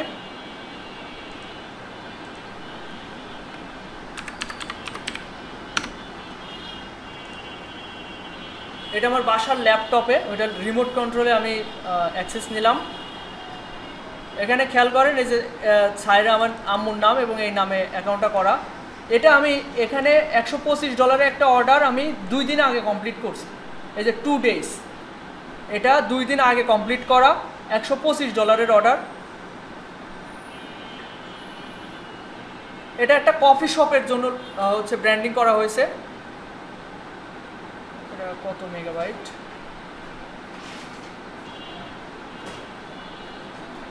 যাই হোক, এটা আসলে রিমোট কন্ট্রোলে একটু স্লো কাজ করছে। মোটামুটি এই মাস আর গত মাসে মোটামুটি 95,000 মতো ছিল। আর এই মাসে লাখ মনে হয় পার হয়ে যাবেন, এই মাসে অলরেডি 80,000 মতো হয়ে গেছে। তো অ্যাভারেজে আমার দেখা যাচ্ছে 50, 60, 70 এরকম থাকে। কিন্তু এই 2 মাস আমার একটু বেশি আর্নিং হচ্ছে। এই যে জুন জুলাই হচ্ছে বছরের হচ্ছে বাজেট পাস হয় পুরো বিশ্বে। তো এই টাইমে নতুন নতুন ব্যবসা মানুষ শুরু করে, তো এই টাইমে একটু কাজ বেশি থাকে। তো এই হচ্ছে আমার পরিচয়। এখন আপনাদের এই 6 মাসের জার্নিতে আপনারা কোন পর্যায়ে যাবেন এগুলো একটু ক্লিয়ার করি। আচ্ছা, আমরা যা শিখবো তা মার্কেট প্লেসের চাহিদা আপনাদের ক্লিয়ার করলাম, যে আপনারা এই 6 মাসের জার্নিতে যা শিখতে যাচ্ছেন সেটা মার্কেট প্লেসে কেমন চাহিদা আছে এটা সম্পর্কে ক্লিয়ার করলাম। আচ্ছা, কীভাবে ক্লায়েন্টদের সাথে ভালোভাবে ইংরেজিতে কমিউনিকেশন করবেন তার উপর বিস্তারিত ক্লাসে শেখানো হবে। আমি তো বললাম গুগলে ট্রান্সলেট করলে আপনি কথা বলতে পারবেন, কিন্তু কথার ভিতরে তো অনেক মাধুর্যতা আছে। আপনি কথা বলে বাইরকে আপনি যেন তেনভাবে কথা বললে তো হবে না। আমাদের ডিজাইনের ভাষায় কিছু কথা থাকে, ওইগুলো একটু ধারণা দেওয়ার চেষ্টা করব। সাকসেস হওয়ার জন্য আপনাদের করণীয়, আপনারা যদি সাকসেস হতে চান এই ফ্রিল্যান্সিং ক্যারিয়ারে, তাহলে আপনাদের সর্বপ্রথম প্রবল ইচ্ছাশক্তি থাকতে হবে। কাজগুলো কিন্তু সবই সহজ। আপনি যদি স্বাভাবিক বুদ্ধিমত্তার মানুষ হয়ে থাকেন, আপনার মাথায় যদি ব্রেন ঠিক থাকে, তাহলে অবশ্যই পারবেন। কঠিন কিছুই না, আপনি ক্লাসে দেখবেন সব কিছু বুঝে যাচ্ছেন, বাসায় গিয়ে আবার প্র্যাকটিস করবেন, এক্সপার্ট হতে থাকবেন। তো দ্বিতীয়ত, কাজ শেখার জন্য পর্যাপ্ত সময় দিতে হবে। আমরা যেটা করি সবাই, আমরা একটা লক্ষ্য 6 মাসের জার্নিতে আমরা পড়াশোনা করি। একটু খেয়াল করবেন, আমরা একটা 20-25 বছর ব্যয় করি পড়াশোনার জন্য, এবং আমাদের এই 20-25 বছরে কত এফোর্ট দিতে হয়, কত টাকা খরচ করতে হয় পড়াশোনার পিছনে, কত পরিশ্রম, কত পড়াশোনা। পরীক্ষার আগে তো মানে 8-10 ঘন্টা করে পড়াও লাগে। মূল লক্ষ্যটা কি থাকে? একটা চাকরি, তাই না? কয়জন আর হচ্ছে মেধার জন্য পড়ে? সবাই বেশিরভাগ সময় একটা চাকরি। হ্যাঁ, অবশ্যই একটা শিক্ষাগত যোগ্যতা অবশ্যই দরকার, এটা বলার অপেক্ষা রাখে না। আপনি তো এই পর্যায়ে আসছেন, এই যে কোর্স করবেন, এখানে আপনার তো অবশ্যই বেসিক শিক্ষাগত যোগ্যতা অবশ্যই দরকার। তো এখানে আমরা যখন এই ফ্রিল্যান্সিং আমরা সময় দিই বেশিরভাগ ক্ষেত্রে, তখন মানুষ 1-2 মাস খুব ভালো মতো সময় দেয়, 1-2 মাস। তারপরে যখন তাদের নিজেদের কাজ করার থাকে, মানে প্রথম 1-2 মাস হচ্ছে আমরা এখানে ক্লাসে সব কিছু শেখাই। এরপরে হচ্ছে ক্লাসের বাইরে বাসায় কাজ থাকে, বাসায় আমরা হোমওয়ার্ক দিই। এইগুলো যখন দিই তখন বেশিরভাগ স্টুডেন্ট কি করে? হোমওয়ার্ক করে না, ক্লাসের রুলস মানে না, বাসায় যে 1-2 ঘন্টা সময় দেওয়ার কথা ওইটা দেয় না। যার কারণে আস্তে আস্তে তার আগ্রহ, তার হচ্ছে ইচ্ছা, এটা আস্তে আস্তে শেষ হয়ে যায়। পরে সে বাদ দিয়ে দেয়, তাকে ফোন করে ডেকেও আমরা খুঁজে পাই না। ঠিক আছে? আচ্ছা, 1 মাসের মধ্যে কম্পিউটার কিনতে হবে। এখানে কম্পিউটার আছে কার কার? একটু হাত তোলেন তো। কম্পিউটার আছে কার কার? মোটামুটি অর্ধেক মানুষের কম্পিউটার আছে। আপনাদের যাদের কম্পিউটার নাই তাদের 1 মাসের ভিতরে কম্পিউটার কিনতে হবে। প্রথম মাস আমরা এখানে বেসিক বিষয় শেখাবো, যেটা এখানকার কম্পিউটার দিয়েই আপনারা শিখতে পারছেন। দ্বিতীয় মাসে গিয়ে আপনাদের বাসায় প্র্যাকটিসের প্রয়োজন এবং খুবই জরুরি। আমাদের এখানে প্রত্যেকটা ক্লাস অনেক জরুরি। আপনি যদি কোনো কারণে একটা ক্লাস মিস করে ফেলেন, পরের ক্লাসে তাল মিলাতে পারবেন না। সোজা কথা, এক ক্লাস মিস করে ফেললেন, পরের ক্লাসে আর তাল মিলাতে পারবেন না। আস্তে আস্তে আপনাদের এর প্রতি আগ্রহ চলে যাবে ক্লাস মিস দিলে। কারণ তো ইমার্জেন্সি থাকতেই পারে, কোনো কারণে ক্লাস মিস দিলে সেক্ষেত্রে আপনাদের ক্লাস রেকর্ড ভিডিও থাকবে। এই পুরো এই যে আমি যে কথাগুলো বলছি, এই দেখেন 51 মিনিট কথা হচ্ছে, এটা ক্লাস রেকর্ড হয়ে গিয়েছে। এটা ইউটিউবে পাবলিশ করে দেওয়া হবে। আপনারা কোনো কারণে একটা ক্লাস মিস করে ফেললে পরের আপনারা বাসায় ওটা রিভিশন দিয়ে নিতে পারবেন, ওই ক্লাসটা কন্টিনিউ করে নিতে পারবেন। তো 1 মাসের ভিতরে কম্পিউটার কিনতে হবে। কি ধরনের কম্পিউটার প্রয়োজন? এটা মোটামুটি 4th জেনারেশন কম্পিউটার হলে, যারা কম্পিউটার এখনও কেনেন নাই, ল্যাপটপ কেনেন নাই, তাদের সাজেশন থাকবে অবশ্যই কম্পিউটার কেনার জন্য। ল্যাপটপে কাজ করে স্বাচ্ছন্দ্য বোধ করা যায় না। আপনি যদি 70-80 হাজার টাকা দিয়েও ল্যাপটপ কেনেন, ওইটাই যে কাজ করতে পারবেন, আপনি 20-25 হাজার টাকা দিয়ে যে কম্পিউটার কিনবেন, আপনি একই পারফরমেন্স পাবেন। আর কাজ করে স্বাচ্ছন্দ্যের একটা বিষয় আছে, আপনি যদি কাজ করে স্বাচ্ছন্দ্যবোধ না করেন, সেই কাজে কিন্তু মনোবল আসে না, মনোযোগ আসে না। তো সাজেশন থাকবে কম্পিউটার কেনার, মানে ডেস্কটপ, ল্যাপটপ না কেনার সাজেশন থাকবে। আচ্ছা, আর কি ধরনের কম্পিউটার কিনবেন? মোটামুটি i3 4th জেনারেশনের প্রসেসর, 8 GB র্যাম, ব্যাস এনাফ কাজ করার জন্য। 19 ইঞ্চি মনিটর, এ হলেই আপনি কাজ করতে পারবেন। আমাদের এই কোর্সে যেভাবে ক্লাস নেওয়া হয়, সপ্তাহে 3 দিন 2 ঘন্টা করে ক্লাস হবে। সপ্তাহে 3 দিন। কি বার মনে আছে সবার? রবি, মঙ্গল, বৃহস্পতিবার। প্রতিটা ক্লাসের স্ক্রিন রেকর্ড ভিডিও থাকবে, এটা আপনাদের মেসেঞ্জার গ্রুপে দিয়ে দেওয়া হবে, আপনারা দেখে নিতে পারবেন। বাসায় গিয়ে আবার যদি মনে করেন এই ক্লাসের টপিকসগুলো আপনার বাসায় গিয়ে আবার রিভিশন দিবেন, সেক্ষেত্রে আপনাদের এই ক্লাস রেকর্ড ভিডিও দেখে আপনারা এটা করতে পারবেন। কোর্স আউটলাইন, আমরা এই 6 মাসের জার্নিতে কি শিখব? কম্পিউটারের বেসিক বিষয়। এখানে অনেকে কম্পিউটারের নলেজ আছে, পূর্বের অভিজ্ঞতা আছে, স্বাভাবিক, কিন্তু অনেকের আগে কখনো কম্পিউটার মাউস ধরার অভিজ্ঞতা নাও থাকতে পারে। তাই আমরা একদম জিরো থেকে শুরু করব।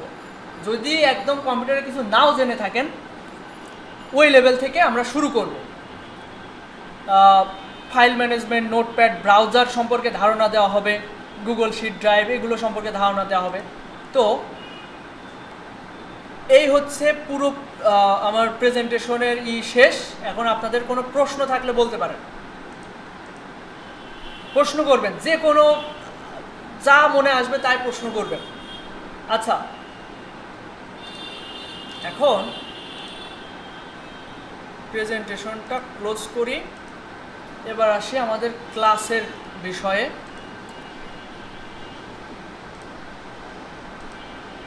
ক্লাস 1, আজকে আপনাদের প্রথম ক্লাস, ওরিয়েন্টেশন শেষ করলাম। এখন আমরা computer introduction, file management, notepad, file save as, এইগুলো আমি ক্লিয়ার করবো আজকে। তো কম্পিউটার সম্পর্কে বলি। এখানে কম্পিউটার সম্পর্কে ধারণা নেই কার একটু হাত তোলেন তো। কম্পিউটার সম্পর্কে ধারণা নেই মানে বেসিক ধারণা, মানে আপনি টাইপিং করতে পারেন না বা অন্যান্য কিছু পারেন না, এরকম কে আছেন? মোটামুটি 5-7 জন মতো আছেন, 5-7 জন মতো আছেন। আচ্ছা, ঠিক আছে। এখন আমরা ক্লাসের টপিকসে আসি। Computer introduction. কম্পিউটার, ফোন যদি চালিয়ে থাকেন, কম্পিউটারও চালাতে পারবেন। ফোনের তুলনায় কম্পিউটার আরও বেশি ইউজার ফ্রেন্ডলি। আপনি ফোনে যত তাড়াতাড়ি কাজ করতে পারেন, তার থেকে দ্রুত কাজ করতে পারবেন কম্পিউটারে। যদি ভালোভাবে কম্পিউটার চালানো শিখে যান, তখন আপনার কাজ আরও দ্রুত করা সম্ভব। এখন দেখেন, কম্পিউটারে এটা হচ্ছে ইন্টারফেস, এটা হচ্ছে ডেস্কটপ বলে, মানে ফোনে যেমন হচ্ছে ওয়ালপেপার হয় না, এটা হচ্ছে ডেস্কটপ। ফোনে আমরা অ্যাপস রাখতে পারি, শুধুমাত্র অ্যাপস রাখতে পারি আমরা। এই যে ডেস্কটপে আমরা কাজের ফাইল টাইল সব রাখতে পারি। এখানে কাজের ফাইল, এই যে বাম পাশে এগুলো রেখে দিয়েছি। আমি একটু সব কিছু সম্পর্কে একটু ধারণা দেওয়ার চেষ্টা করব। প্রথমে আমি বাম পাশে নিচ থেকে আসি। এই যে উইন্ডো আইকন আছে, এটা উইন্ডোজ 10-এর ইন্টারফেস। সবার আগে কম্পিউটার সম্পর্কে আপনাদের বলি। কম্পিউটার চলে উইন্ডোজ অপারেটিং সিস্টেমে। অপারেটিং সিস্টেম মানে বোঝেন? কোনো একটা কোম্পানি বা প্রতিষ্ঠান, তাদের একটা সিস্টেমে এই কম্পিউটারটা রান করে। অপারেটিং সিস্টেম অনেকগুলো আছে। ফোনের অপারেটিং সিস্টেমের নাম কি কেউ বলতে পারবেন? অ্যান্ড্রয়েড। আর আইফোনের iOS। ওইটা হচ্ছে অপারেটিং সিস্টেম, iOS। আর কম্পিউটারেরও হচ্ছে অ্যাপেল যে ম্যাকবুক আছে, ল্যাপটপ, ওর হচ্ছে ম্যাক বলে, এবং ওর অপারেটিং সিস্টেমও হচ্ছে iOS না ম্যাক মেবি। তো ওদের অপারেটিং সিস্টেম আলাদা। কম্পিউটারে আরও কিছু অপারেটিং সিস্টেম আছে যেগুলো অত জনপ্রিয় না। সব থেকে জনপ্রিয় হচ্ছে উইন্ডোজ, এরপরে ম্যাক, এরপরে যারা হ্যাকার আছে বা অন্যান্য সিস্টেমে কাজ করে তারা লিনাক্স, তা আরও কী কী আছে। তো এরপর আরও একদম বেসিক বিষয়গুলো আগে ধারণা দিই। আজকে যেহেতু ইন্ট্রোডাকশন ক্লাস, আজকে ক্লাস তুলনায় গল্প হবে বেশি। তো এখানে অপারেটিং সিস্টেম হচ্ছে উইন্ডোজ। উইন্ডো মানে জানালা, তাই না? এই যে এখানে এদের লোগোটাও হচ্ছে একটা জানালা, এই যে বাম পাশে দেখছেন। তো এটা উইন্ডোজ 10। এই অপারেটিং সিস্টেম কিছু 2-1 বছর পর পর হচ্ছে আপডেট নিয়ে আসে। সব থেকে আগে জনপ্রিয় ছিল উইন্ডোজ 7, তারপরে হয়েছে উইন্ডোজ 10, এখন সবচেয়ে জনপ্রিয় উইন্ডোজ 10। এখন উইন্ডোজ 10-এ হয়তো এই বছর পর্যন্ত আপডেট আসবে, সামনের বছর থেকে আর আপডেট আসবে না। আপডেট বলতে কিছুদিন পর পর হ্যাকাররা যাতে আমাদের এই সিস্টেমে হ্যাকিং টুলমুল না নিতে পারে, এই জন্য বিভিন্ন আপডেট আসে, সফটওয়্যারে আপডেট আসে, ইন্টারফেসে আপডেট আসে। এই আপডেটগুলো 25 সালের পরে আর আসবে না। উইন্ডোজ 7-ও এখন মানুষ চালায়, কিন্তু ওর আপডেট কিন্তু অনেকদিন আগেই বন্ধ হয়ে গিয়েছে। এখন উইন্ডোজ 10-এরও আপডেট আসা বন্ধ হয়ে যাবে, সব উইন্ডোজ 11 হয়ে যাবে বছরখানিক পরে, বছর 6 মাস পরে। এখন কম্পিউটার কাজ করে কিভাবে বলেন তো? কম্পিউটার কি? গণনাকারী যন্ত্র, তাই না? আমরা বইতে পড়েছি গণনাকারী যন্ত্র। এই হিসেবটা কি আপনাদের মেলে যে গণনাকারী যন্ত্র কি করে হয়? আমরা তো কম্পিউটারে ভিডিও দেখি, কম্পিউটারে বিভিন্ন কাজ করি, এর কেন গণনাকারী বলা হয়? এর উত্তর কেউ দিতে পারবেন? গণনা কি গণনা করে? হ্যাঁ, প্রসেসিং করে। এটা গণনা করে কি? এরা কম্পিউটারের ভাষা হচ্ছে 1010, জানেন এটা? এটা 1010 এর কি বলে বলেন তো? Binary code. এই গণনা করে 1010, মানে এটা অনেকটা জাদুর মতো। এই যে আমরা ফোনে কথা বলি না, এই যে রেডিও তরঙ্গর মাধ্যমে আমরা কথা বলি, এক দেশ থেকে আরেক দেশে ভাষা চলে যাচ্ছে, এইগুলোও কিন্তু এই কোডগুলো হয় হচ্ছে এই 1010-এর মাধ্যমে। এগুলো সম্পর্কে আমাদের তেমন ধারণা হয় না। আমরা যে বাইনারি কোড দিয়ে সার্চ দিই,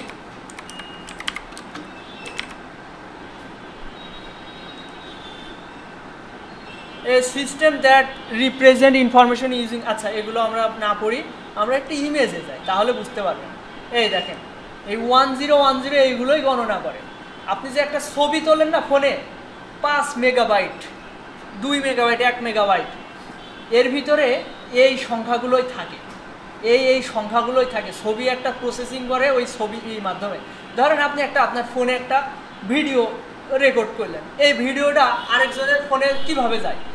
এই 1010-এর এই হিসেবটাই চলে যায়, প্রসেসিং করে। এই প্রসেসিং যত বেশি তত বেশি মেগাবাইট। আচ্ছা, বাইনারি কোড সম্পর্কে তো জানেন না? 8 বিটে 1 বাইট। আমরা এই যে মেগাবাইট বুঝি না? ধরেন একটা আমি ছবি বা একটু খেয়াল করেন, এই যে আমি একটা নোটপ্যাড ফাইল, এটা মাত্র 222 বাইট। তারপরে এই ফাইলটা দেখেন, এটা 2 মেগাবাইট। আমরা একটা ফোনে ছবি তুললে ওটা 2-1 মেগাবাইট হয়ে যায়। তো এই মেগাবাইটের হিসেবটা আমাদের জানা উচিত। মানে এটা আমি জাস্ট এমনিতেই করছি, যেহেতু আজকে বেসিক বিষয় কম্পিউটারে, মানে ক্লাসটা বেসিকের উপরে। এখানে আমি যদি বাইনারি কোড কনভার্টার,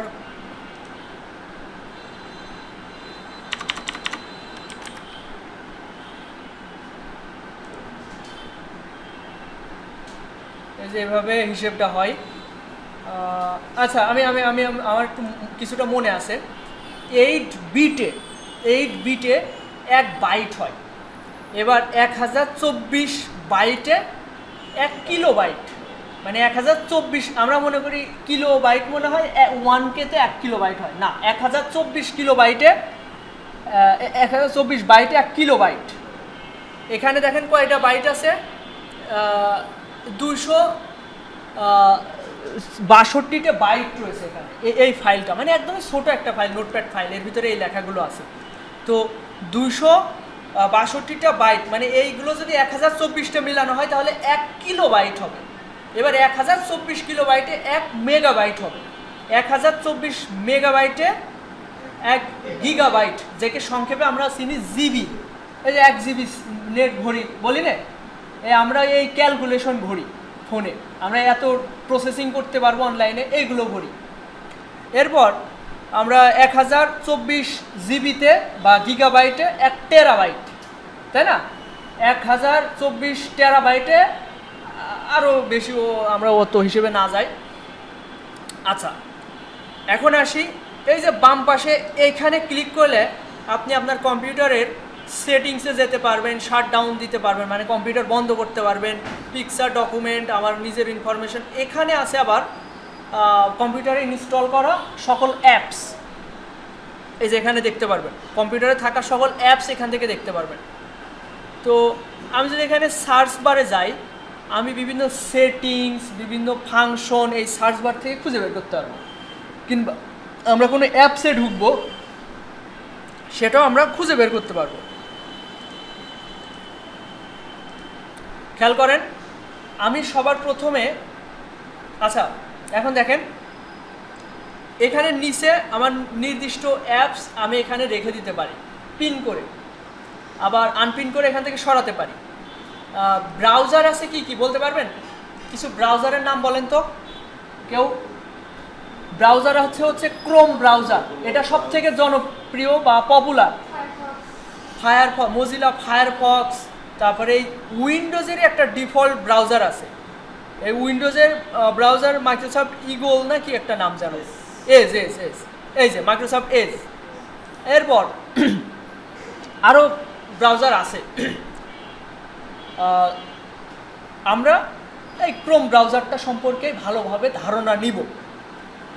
এরপর বিভিন্ন সফটওয়্যার আছে যেগুলোর মধ্যে আমরা ডিজাইন করব। আমরা অ্যাডোবি ইলাস্ট্রেটরের মাধ্যমে আমরা logo design, business card, flyer এগুলো ডিজাইন করব অ্যাডোবি ইলাস্ট্রেটর সফটওয়্যারের মাধ্যমে, এবং ফটোশপের মাধ্যমে এগুলো প্রেজেন্টেশন করব 3D আকারে, এবং এই আনুষঙ্গিক সব কিছু সম্পর্কে ধারণা দেওয়া হবে আস্তে আস্তে।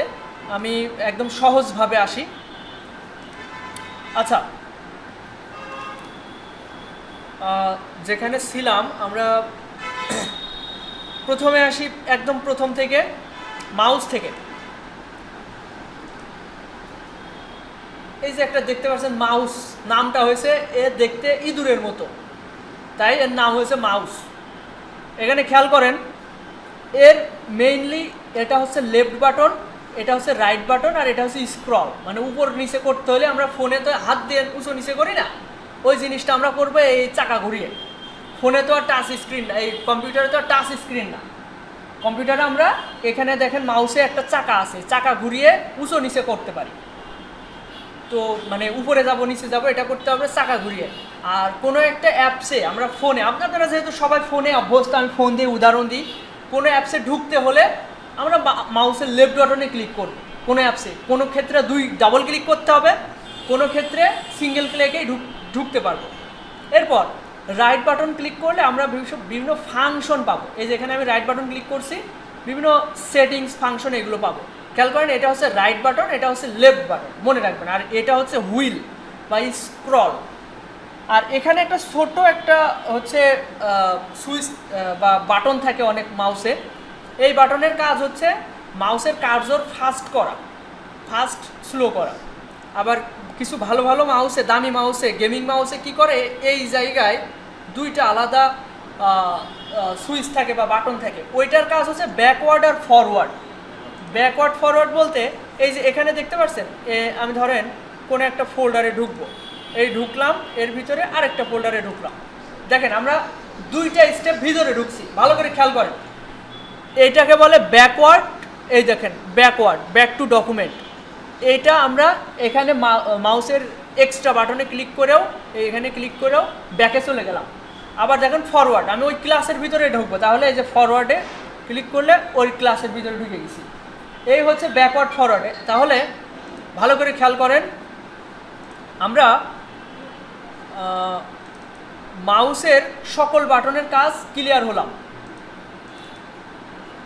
আমি আরেকবার ক্লিয়ার করি, এটা কোনো অ্যাপসে ঢুকতে হলে বা কোনো ইমেজ ওপেন করতে হলে এই লেফট বাটনে ক্লিক করব, মাউসের লেফট বাটন বাম পাশের আঙ্গুল দিয়ে, যেটা এই শাহাদাত আঙ্গুলে যেটা সেট আছে সেটা, আর ডান পাশে যেটা মিডিল ফিঙ্গারটা, এটা থেকে আপনি মেনুতে বা রাইট বাটন ক্লিক করে দেখেন এই যে। তো এই হচ্ছে ব্যাপার। আচ্ছা, এরপর মাউস সম্পর্কে আপনাদের ক্লিয়ার করলাম। এরপর কিবোর্ডটা ভালো করে বোঝার চেষ্টা করেন। এটা একটা বেসিক কিবোর্ড, এক একটা কিবোর্ডে এক এক রকম থাকতে পারে। কিবোর্ডের এটা হচ্ছে ইএসসি স্কেপ বাটন। এই বাটনটা অতটা দরকার না, কিছু ক্ষেত্রে বিভিন্ন জায়গায় ফ্রিজ হয়ে যায়, বের হওয়া কষ্ট হয়ে যায়, তখন স্কেপ বাটনে ক্লিক করলে বেরিয়ে আসা যায়। আর এগুলো হচ্ছে F1 F2 F3, এইগুলো হচ্ছে ফাংশন কি। এই ফাংশন কি আমাদের কাজের না, এগুলো আমাদের সচরাচর কাজের প্রয়োজন হয় না। এখানে আমি একটা জিনিস দেখাই দিই, এখানে শর্টকাটে যদি আপনি কম্পিউটার শাট ডাউন দিতে চান, এই ফাংশনে না ঢুকে আপনি যদি শর্টকাটে কম্পিউটার শাট ডাউন দিতে চান, সেক্ষেত্রে কিবোর্ডের অল্টার চেপে ধরে, এই যে এই বাটনটার নাম হচ্ছে অল্টার চেপে ধরে F4 এ যদি প্রেস করেন,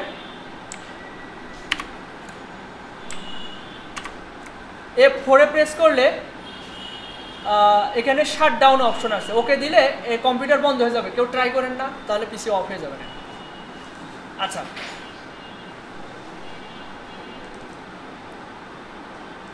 তাহলে আমরা স্কেপ বাটন সম্পর্কে জানলাম, এবং এখানে ফাংশন যে বাটনগুলো রয়েছে, এই বাটনগুলো আমাদের সচরাচর কাজের না, এগুলো দেখলাম।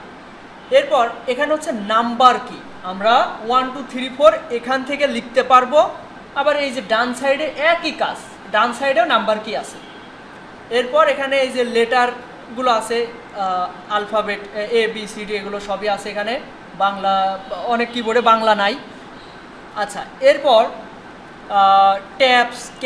ক্যাপস লক, এই ক্যাপস লকে চাপ দিলে এই জায়গায় এই বাতিটা জ্বলে ওঠে। এই ক্যাপসের চাপ দিলে এই মাঝখানের বাতিটা জ্বলে ওঠে। মানে এটা যদি অন থাকে, বাতিটা যদি জ্বলে থাকে, তাহলে আপনি কিবোর্ড থেকে যা লিখবেন ওগুলো সব বড় হাতের অক্ষর হবে। ঠিক আছে, যা লিখবেন সব বড় হাতের অক্ষর হবে। এরপর শিফট বাটনটা চেপে আমাদের অনেক কাজ, শিফট অল্টার কন্ট্রোল। দেখেন, শিফট কন্ট্রোল অল্টার, এই তিনটা বাটনের কাজ অনেক বেশি, এটা মনে রাখবেন। শিফট কন্ট্রোল অল্টার, এই একই বাটন ডান সাইডেও আছে। এই দেখেন, অল্টার কন্ট্রোল শিফট, এই একই কাজ। কোনো ক্ষেত্রে আমার ডান হাতে কাজের প্রয়োজন, কোনো সময় বাঁ হাতে প্রয়োজন পড়ে, এই জন্য দুই পাশেই আছে, কিন্তু কাজ একই। আপনি ডানে চাপলেও যা, বামে চাপলেও তাই। এরপর এটা হচ্ছে স্পেস বাটন, এটা দিয়ে লেখার মাঝে একটা গ্যাপ দিতে হয়, এবং আমাদের ডিজাইন করার ক্ষেত্রে এটা অনেক দরকার হয়। আচ্ছা, এরপর দেখেন এই যে একটা উইন্ডো আইকন, এটা একটা উইন্ডো আইকন। এই উইন্ডো আইকনে ক্লিক করলে এই যে এখানে ক্লিক করাও যা, এই কিবোর্ডের উইন্ডোতে ক্লিক করাও তাই। ঠিক আছে, এখানে ক্লিক করাও যা, আর এই যে এখানে ক্লিক করাও তাই। আচ্ছা, এরপর অ্যারো চিহ্ন আছে, আপনি লেখার মাঝে আপনি লিখতে লিখতে দেখাচ্ছি একটু বামে যাবেন, তাহলে এই অ্যারো চিহ্নের মাধ্যমে বামে ডানে যেতে পারেন। ডিজাইন ডানে বা উঁচু নিচে সরাতে হলে এই অ্যারো চিহ্ন ইউজ করতে পারবেন। এরপর এখানে কিছু বাটন রয়েছে, এটা হচ্ছে ব্যাক স্পেস। ধরেন আপনি কিছু লিখলেন, ধরেন এখানে আমি কিছু লিখলাম, এবার এই ব্যাক স্পেসে চাপ দিয়ে দিয়ে একটা একটা করে ডিলিট করতে পারবেন। এই যে এই হচ্ছে ব্যাক স্পেস, এটা অনেক জায়গায় লেখা থাকে, অনেক জায়গায় একটা জাস্ট বাম পাশে আরও চিহ্ন দিয়ে বোঝানো আছে। এরপর হচ্ছে এন্টার, এন্টারটাও প্রয়োজন, এবং এটা কিভাবে কাজ করে। ধরেন আপনি কিছু একটা লিখলেন, এক লাইন লিখে নিচের লাইনে আসতে চাচ্ছেন, এন্টার প্রেস করলে আপনি নিচের লাইনে আসতে পারবেন।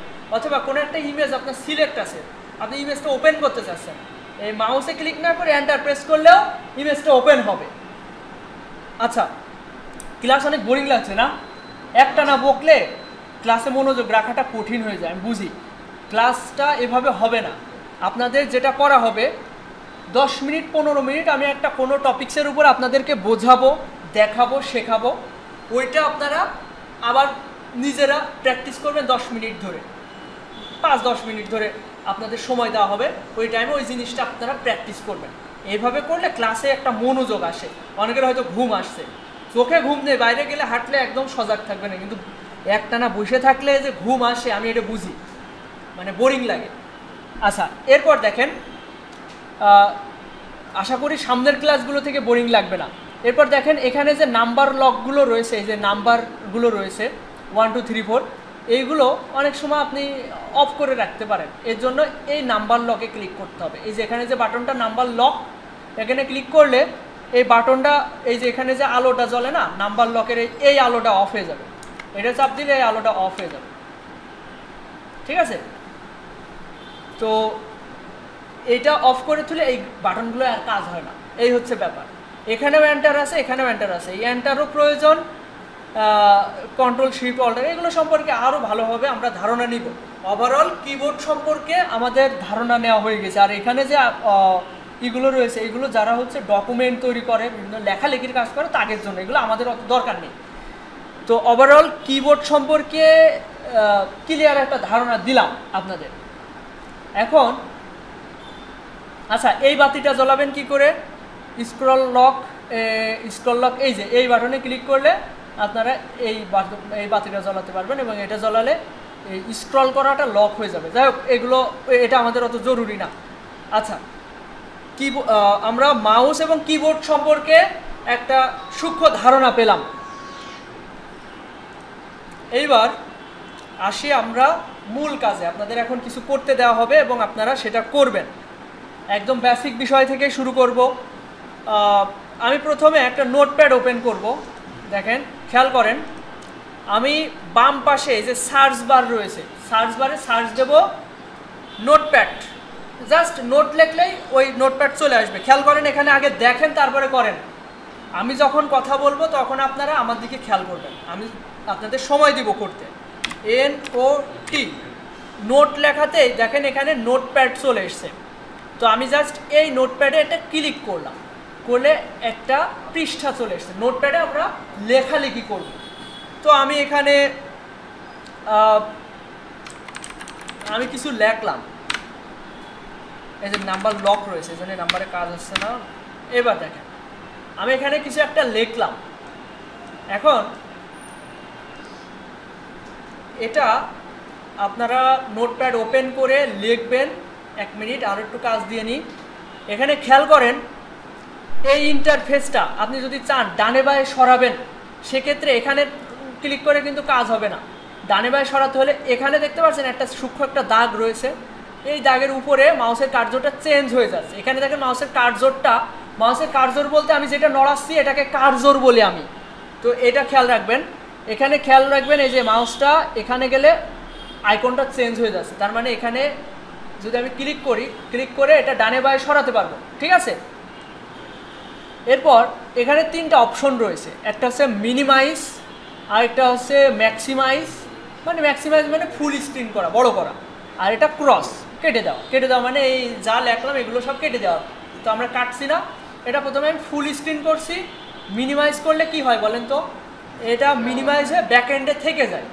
আমি চাইলে ওই অবস্থাটাই আবার ওপেন করতে পারবো, ঠিক আছে? ওই অবস্থাটা ওপেন করতে হলে আবার এই যে নিচে দেখতে পাচ্ছি নোটপ্যাডের আইকন, এবং এখানে খেয়াল করেন আমার এখানে কোন কোন অ্যাপস অন রয়েছে, এটা বোঝা যাবে কিভাবে বলেন তো? এই যে নিচে একটা দাগ দেওয়া রয়েছে, দেখছেন নোটপ্যাডটা ওপেন রয়েছে, এই জন্য দাগ রয়েছে। এর পাশে যে অ্যাপসগুলো, এগুলোর নিচে কিন্তু দাগ দেওয়া নেই। এখানে এই যে ব্রাউজারটা অন রয়েছে, ব্রাউজারে ক্লিক করলে দেখতে পাচ্ছেন ব্রাউজার অন রয়েছে, এই জন্য এর নিচে একটা দাগ দেওয়া রয়েছে। এই যে এই স্ক্রিন রেকর্ডারও অন রয়েছে, এই জন্য এখানে দাগ দেওয়া রয়েছে। তো দেখেন, আমি এটা ফুল স্ক্রিন করেছি এবং এটা মিনিমাইজও করতে পারছি। আপনাদের কাজ হবে নোটপ্যাডটা ওপেন করবেন, ওখানে ক্লাস 1 লেখেন, লিখে আপনারা মিনিমাইজ করবেন, তারপরে আবার ওটা ওপেন করবেন, ফুল স্ক্রিন করে দেখবেন।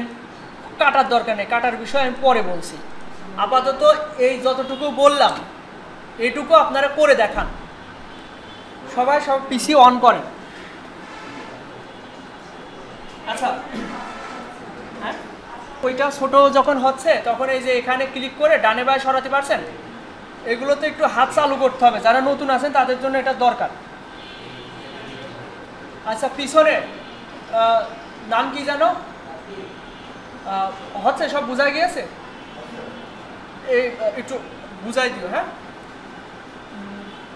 বুঝতে অসুবিধা হলে বলবেন, কারণ এটা আসলে যারা পারেন তাদের জন্য খুব ইজি, এ আর কি দেখাচ্ছে এরকম, কিন্তু যারা পারে না তাদের জন্য এটাও একটা চ্যালেঞ্জ। তো এখন দেখেন ক্লাস 1 লিখলাম।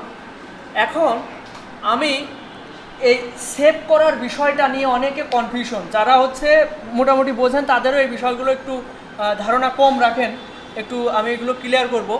এখানে আপনি যদি লেখাটা, এই যে লেখাটা বড় করতে চান সেক্ষেত্রে কি করবেন, একদম কিবোর্ডের বাম পাশের নিচে CTRL মানে ওইটা কন্ট্রোল, ঠিক আছে, CTRL ওইটা চেপে ধরে মাউসের চাকাটা ঘুরান, তো উপরের দিকে ঘুরালে বড় হবে, নিচের দিকে ঘুরালে ছোট হবে। একদম কিবোর্ডের বাম পাশের নিচে CTRL ওইটা চেপে ধরে চাকাটা ঘুরাইলে, মানে মাউসের চাকাটা ঘুরে চেপে ধরে রাখতে হবে, চাকাটা ঘুরাইলে ছোট বড় হবে। এটা কি সবাই করতে পারছেন?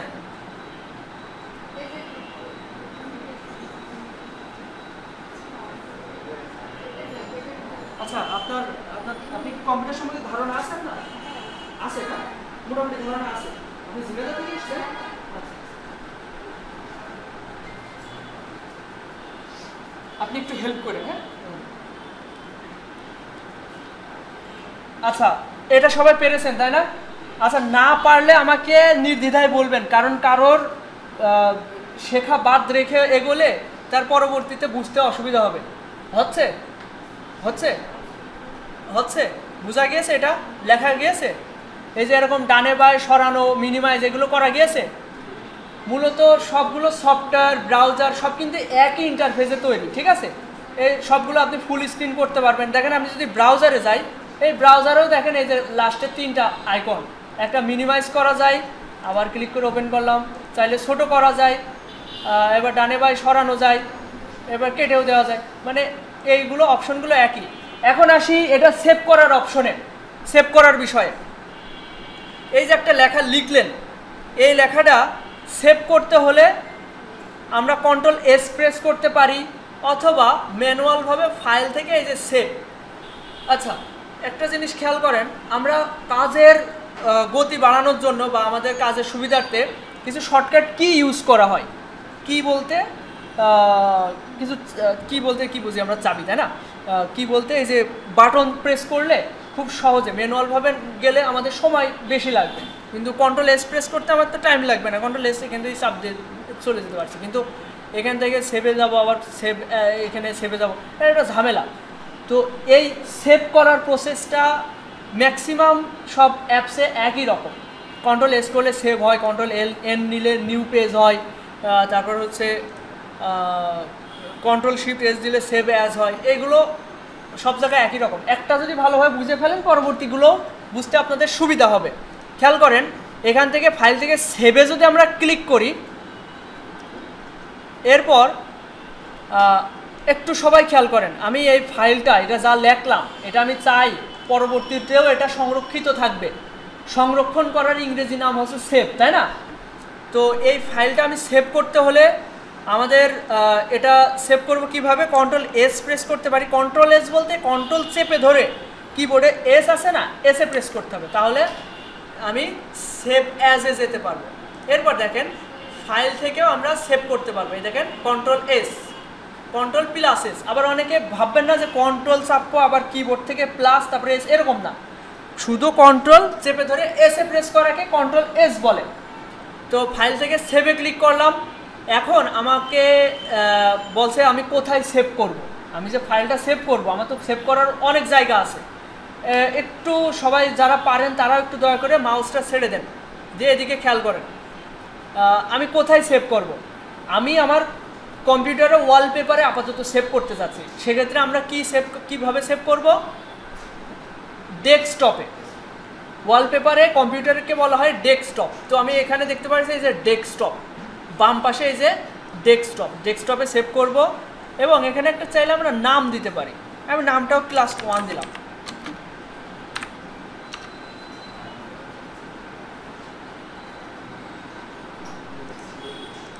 দেখেন আমার এই ফাইলটা সেভ হয়েছে।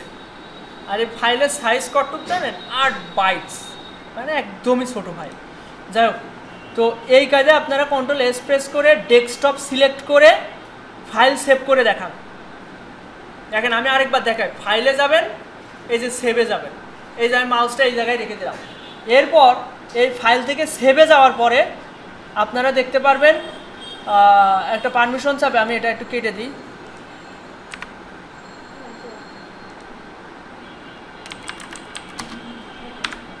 আমি এইটা সেভ করব কন্ট্রোল ফাইল থেকে সেভে গিয়ে, এবং কোথায় সেভ করব, এখানে আপনারা এটা ক্লিক করবেন, হচ্ছে ডেস্কটপে ক্লিক করবেন।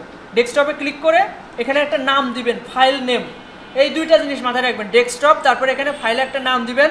আপনি জাস্ট 1 দিয়ে সেভ করবেন, 1, জাস্ট 1 দিয়ে এখানে এই যে সেভ বাটন রয়েছে এখানে ক্লিক করবেন, 1 দিয়ে সেভ। তাহলে দেখেন 1 নামে এই যে একটা ফাইল সেভ হলো। এটা যদি আমি এখন কম্পিউটার শাটডাউন দিয়ে আবার ওপেন করি, আমি এই জিনিসটা আবার ওপেন করতে পারবো। এই যে ক্লাস 1 লেখা রয়েছে, এখানে আমি গুরুত্বপূর্ণ অনেক কিছু লিখে রাখতে পারি, পরবর্তীতে ওইটা আমি আবার ওপেন করতে পারি। এই হচ্ছে নোটপ্যাড, এবং একদম সহজ নোটপ্যাড দিয়ে শেখানো শুরু করছি। এটা সহজ, সবার জন্য বুঝতে সুবিধা হবে, এবং পরবর্তীতে আস্তে আস্তে আমরা কঠিনের দিকে যাব। তো এখানে খেয়াল করেন,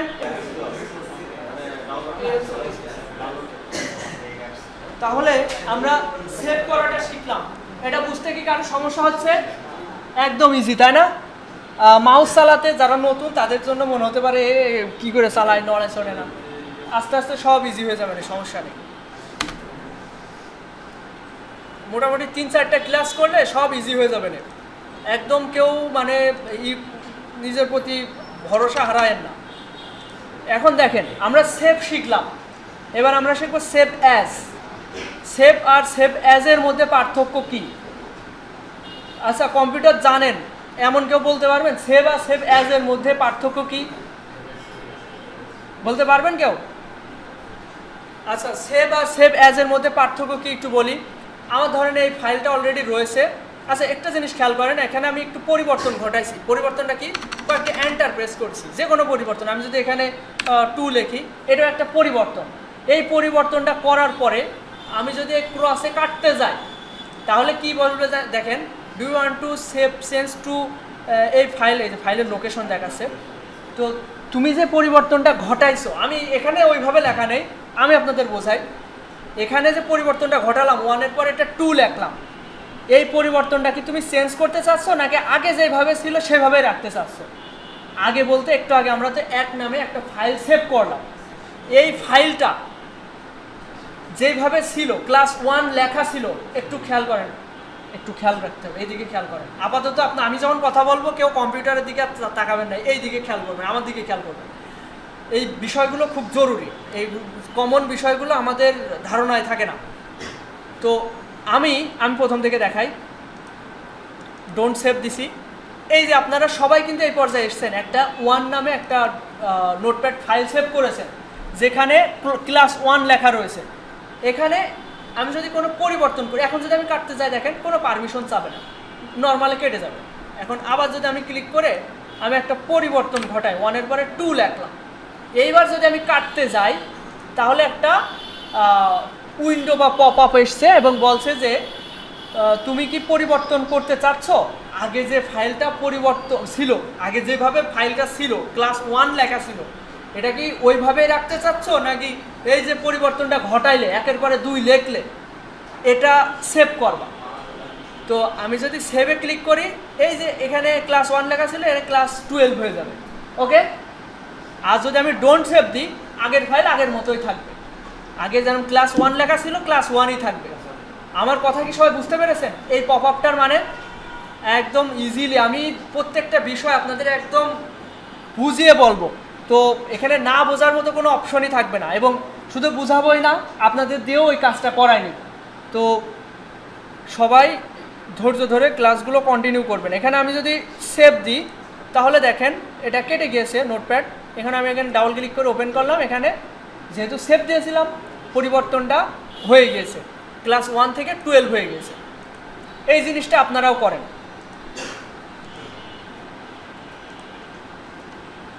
আচ্ছা, কথাটা বুঝতে একটু কমপ্লিকেটেড হয়ে গেছে, তাই না? হ্যাঁ, বুঝতে কি অসুবিধা হয়েছে কারোর? আচ্ছা, খেয়াল করেন, এখানে আমি এই ফাইলটা সেভ আছে অলরেডি ক্লাস 12 নামে। এখন আমার বর্তমানে 12 নামে সেভ আছে। এখন আমি এটার একটা পরিবর্তন ঘটাবো, 1 2 পরে একটা 3 লিখলাম। এখানে শুধু একটা সংখ্যা না, আমি আমার অনেক লেখা রয়েছে, তারপরে আরও লেখা লিখতে পারি, তাই না? তো আমি এই যে 1 2 ছিল, পরে একটা পরিবর্তন ঘটালাম, 3 লিখলাম। এই পরিবর্তনটা আমি যদি রাখতে না চাই তাহলে ডোন্ট সেভ দেবো, তাহলে 1 2ই থাকবে, মানে 12ই থাকবে। আর যদি আমি সেভ করতে চাই, এই যে পরিবর্তনটা ঘটালাম ওইটা যদি ওই ফাইলেই যদি সেভ রাখতে চাই, সেক্ষেত্রে আমরা সেভে ক্লিক করব। এবার কি বুঝেছেন সবাই? এই যে সেভ দিলাম, এবার দেখেন 1 2 3। এবার আমি এখানে 4 লিখলাম। 4 লিখে আমি যদি কাটার সময় যে ডোন্ট সেভ দিই তাহলে কি থাকবে বলেন তো? 1 2 3 থাকবে, 4 আর হবে না, যেহেতু আমি 1 2, এই দেখেন 1 2 3 রয়েছে, 4 আর হয়নি। এটা সবাই করে দেখান, নিজে প্র্যাকটিস করে দেখান। কম্পিউটারের বেসিক বিষয়গুলো যদি ভালোভাবে ঝালায় না নেওয়া হয়, কেউ যদি বুঝতে না পারেন, একদম নির্দ্বিধায়, আপনারা এখানে টাকা দিয়ে কোর্স করছেন, ফ্রি না, আপনারা যা পারবেন জিজ্ঞেস করবেন, কিছু বুঝতে না পারলে একদম সরাসরি জিজ্ঞেস করবেন, লজ্জা পাওয়ার কিছু নেই। আচ্ছা, আমরা সেভ শিখলাম, কাটার সময় যে ইন্টারফেসটা আসে এটা সম্পর্কে ক্লিয়ার হলাম। এবার আসি, আমরা ধরেন এই যে ক্লাস 1 2 3 লিখলাম, কিবোর্ড থেকে এন্টার বাটন দুইটা আছে, একদম ডান সাইডে নিচে এন্টার এবং মাঝখানে এই যে লেটারের মাঝখানে এই যে ডান সাইডে একটা এন্টার। তো এন্টার প্রেস করলেই এক লাইন থেকে দ্বিতীয় লাইন শুরু হয়। তো আমি এখানে ক্লাসই লিখি, আর কি লিখবো, এই যে আরও কিছু লিখলাম, এক মিনিট, যেরকম ছিল সেরকমই রাখি। এইবার আমি যে একটা ফাইল ওপেন করলাম, এবার সেভ অ্যাজ দেখবো আমরা। এই যে ফাইলটা আপনাদের অলরেডি সেভ করা আছে, এই ফাইলটা আপনারা যদি চান যে এই ফাইলটা এরকমই থাকবে, আমি এর সাথে কিছু লেখা অ্যাড করে নতুন ফাইল সেভ করব। আমার কথা বোঝার চেষ্টা করেন, আগে কথা বুঝতে হবে, তারপরে কাজটা বুঝতে হবে। এই যে ফাইলটা 1 নামে, এটা আমি অনেক গুরুত্বপূর্ণ কিছু আমি লিখে রাখলাম। লেখার পরে আমি চাচ্ছি এই ফাইলটা এরকমই থাকবে, এর ভিতরে আরও কিছু লেখা লিখে ওই পরিবর্তিত যে ফাইলটা আমরা রেডি করব এটা আলাদা নামে সেভ করব এবং আগের ফাইলটা আগের মতোই রাখবো। আমার কথা বোঝা যায়নি না? বোঝা যায়নি, আমি বুঝতে পারছি। এই যে আমি আসলে বোঝাতে পারছি না, এই যে এখানে খেয়াল করেন, এই যে লেখাটা আছে এটা একটা ফাইলে আছে, তাই না? এই ফাইলের নাম কি? ক্লাস 1। তো এই 1, এই ফাইলটাতে যা লেখা আছে আমি চাচ্ছি এই লেখার সাথে আরও কিছু লিখবো, আরও কিছু পরিবর্তন করলাম, লিখলাম। এই যে পরিবর্তিত যে ফাইলটা রয়েছে এটা আমি আরেকটা ডকুমেন্টে সেভ করব। এই যে এটাকে বলা আছে ফাইল, তো এটা আরেকটাতে সেভ করব। এর জন্য আমাদের সেভ অ্যাজে যেতে হয় এবং এটা খুব আমাদের কাজে দরকার, প্রয়োজন পড়ে সেভ অ্যাজ। তো আমি সেভ অ্যাজে গেলাম। সেভ অ্যাজের জন্য ডিফারেন্ট নাম দিতে হবে, আগে 1 ছিল, এবার আমি 2 দিচ্ছি নাম এবং আমি এটা সেভ দিচ্ছি। এই যে পরিবর্তিত, আগের লেখা তো আগের মতো আছেই, সাথে আমি নতুন করে এই লেখাগুলো লিখলাম। এই পরিবর্তিত লেখাটা আরেকটা নামে আমি সেভ করলাম, 2 নামে। এবার আমি যদি এটা কেটে দিই তখন আমার অনায়াসে কেটে যাবে, যেহেতু আমি সেভ অ্যাজ দিয়েছি, সেভ অ্যাজ দেওয়ার কারণে। এখন এই যে 1 নামে যে ফাইলটা 1 নামে, এটাতে 1 2 3 আছে, দেখছেন? এইটা কিন্তু পরিবর্তন হয়নি। আর এই 2 নাম্বার যেটা আছে এটাই পরিবর্তিত লেখা আছে। এই হচ্ছে ফাইল এবং ফাইল সেভ এবং সেভ অ্যাজের মধ্যে পার্থক্য বা এর প্রয়োজন পড়ে, এটা আমাদের কাজের ক্ষেত্রে প্রয়োজন পড়ে। তো সেভ এবং সেভ অ্যাজটা ভালো করে বুঝতে হবে। সবাই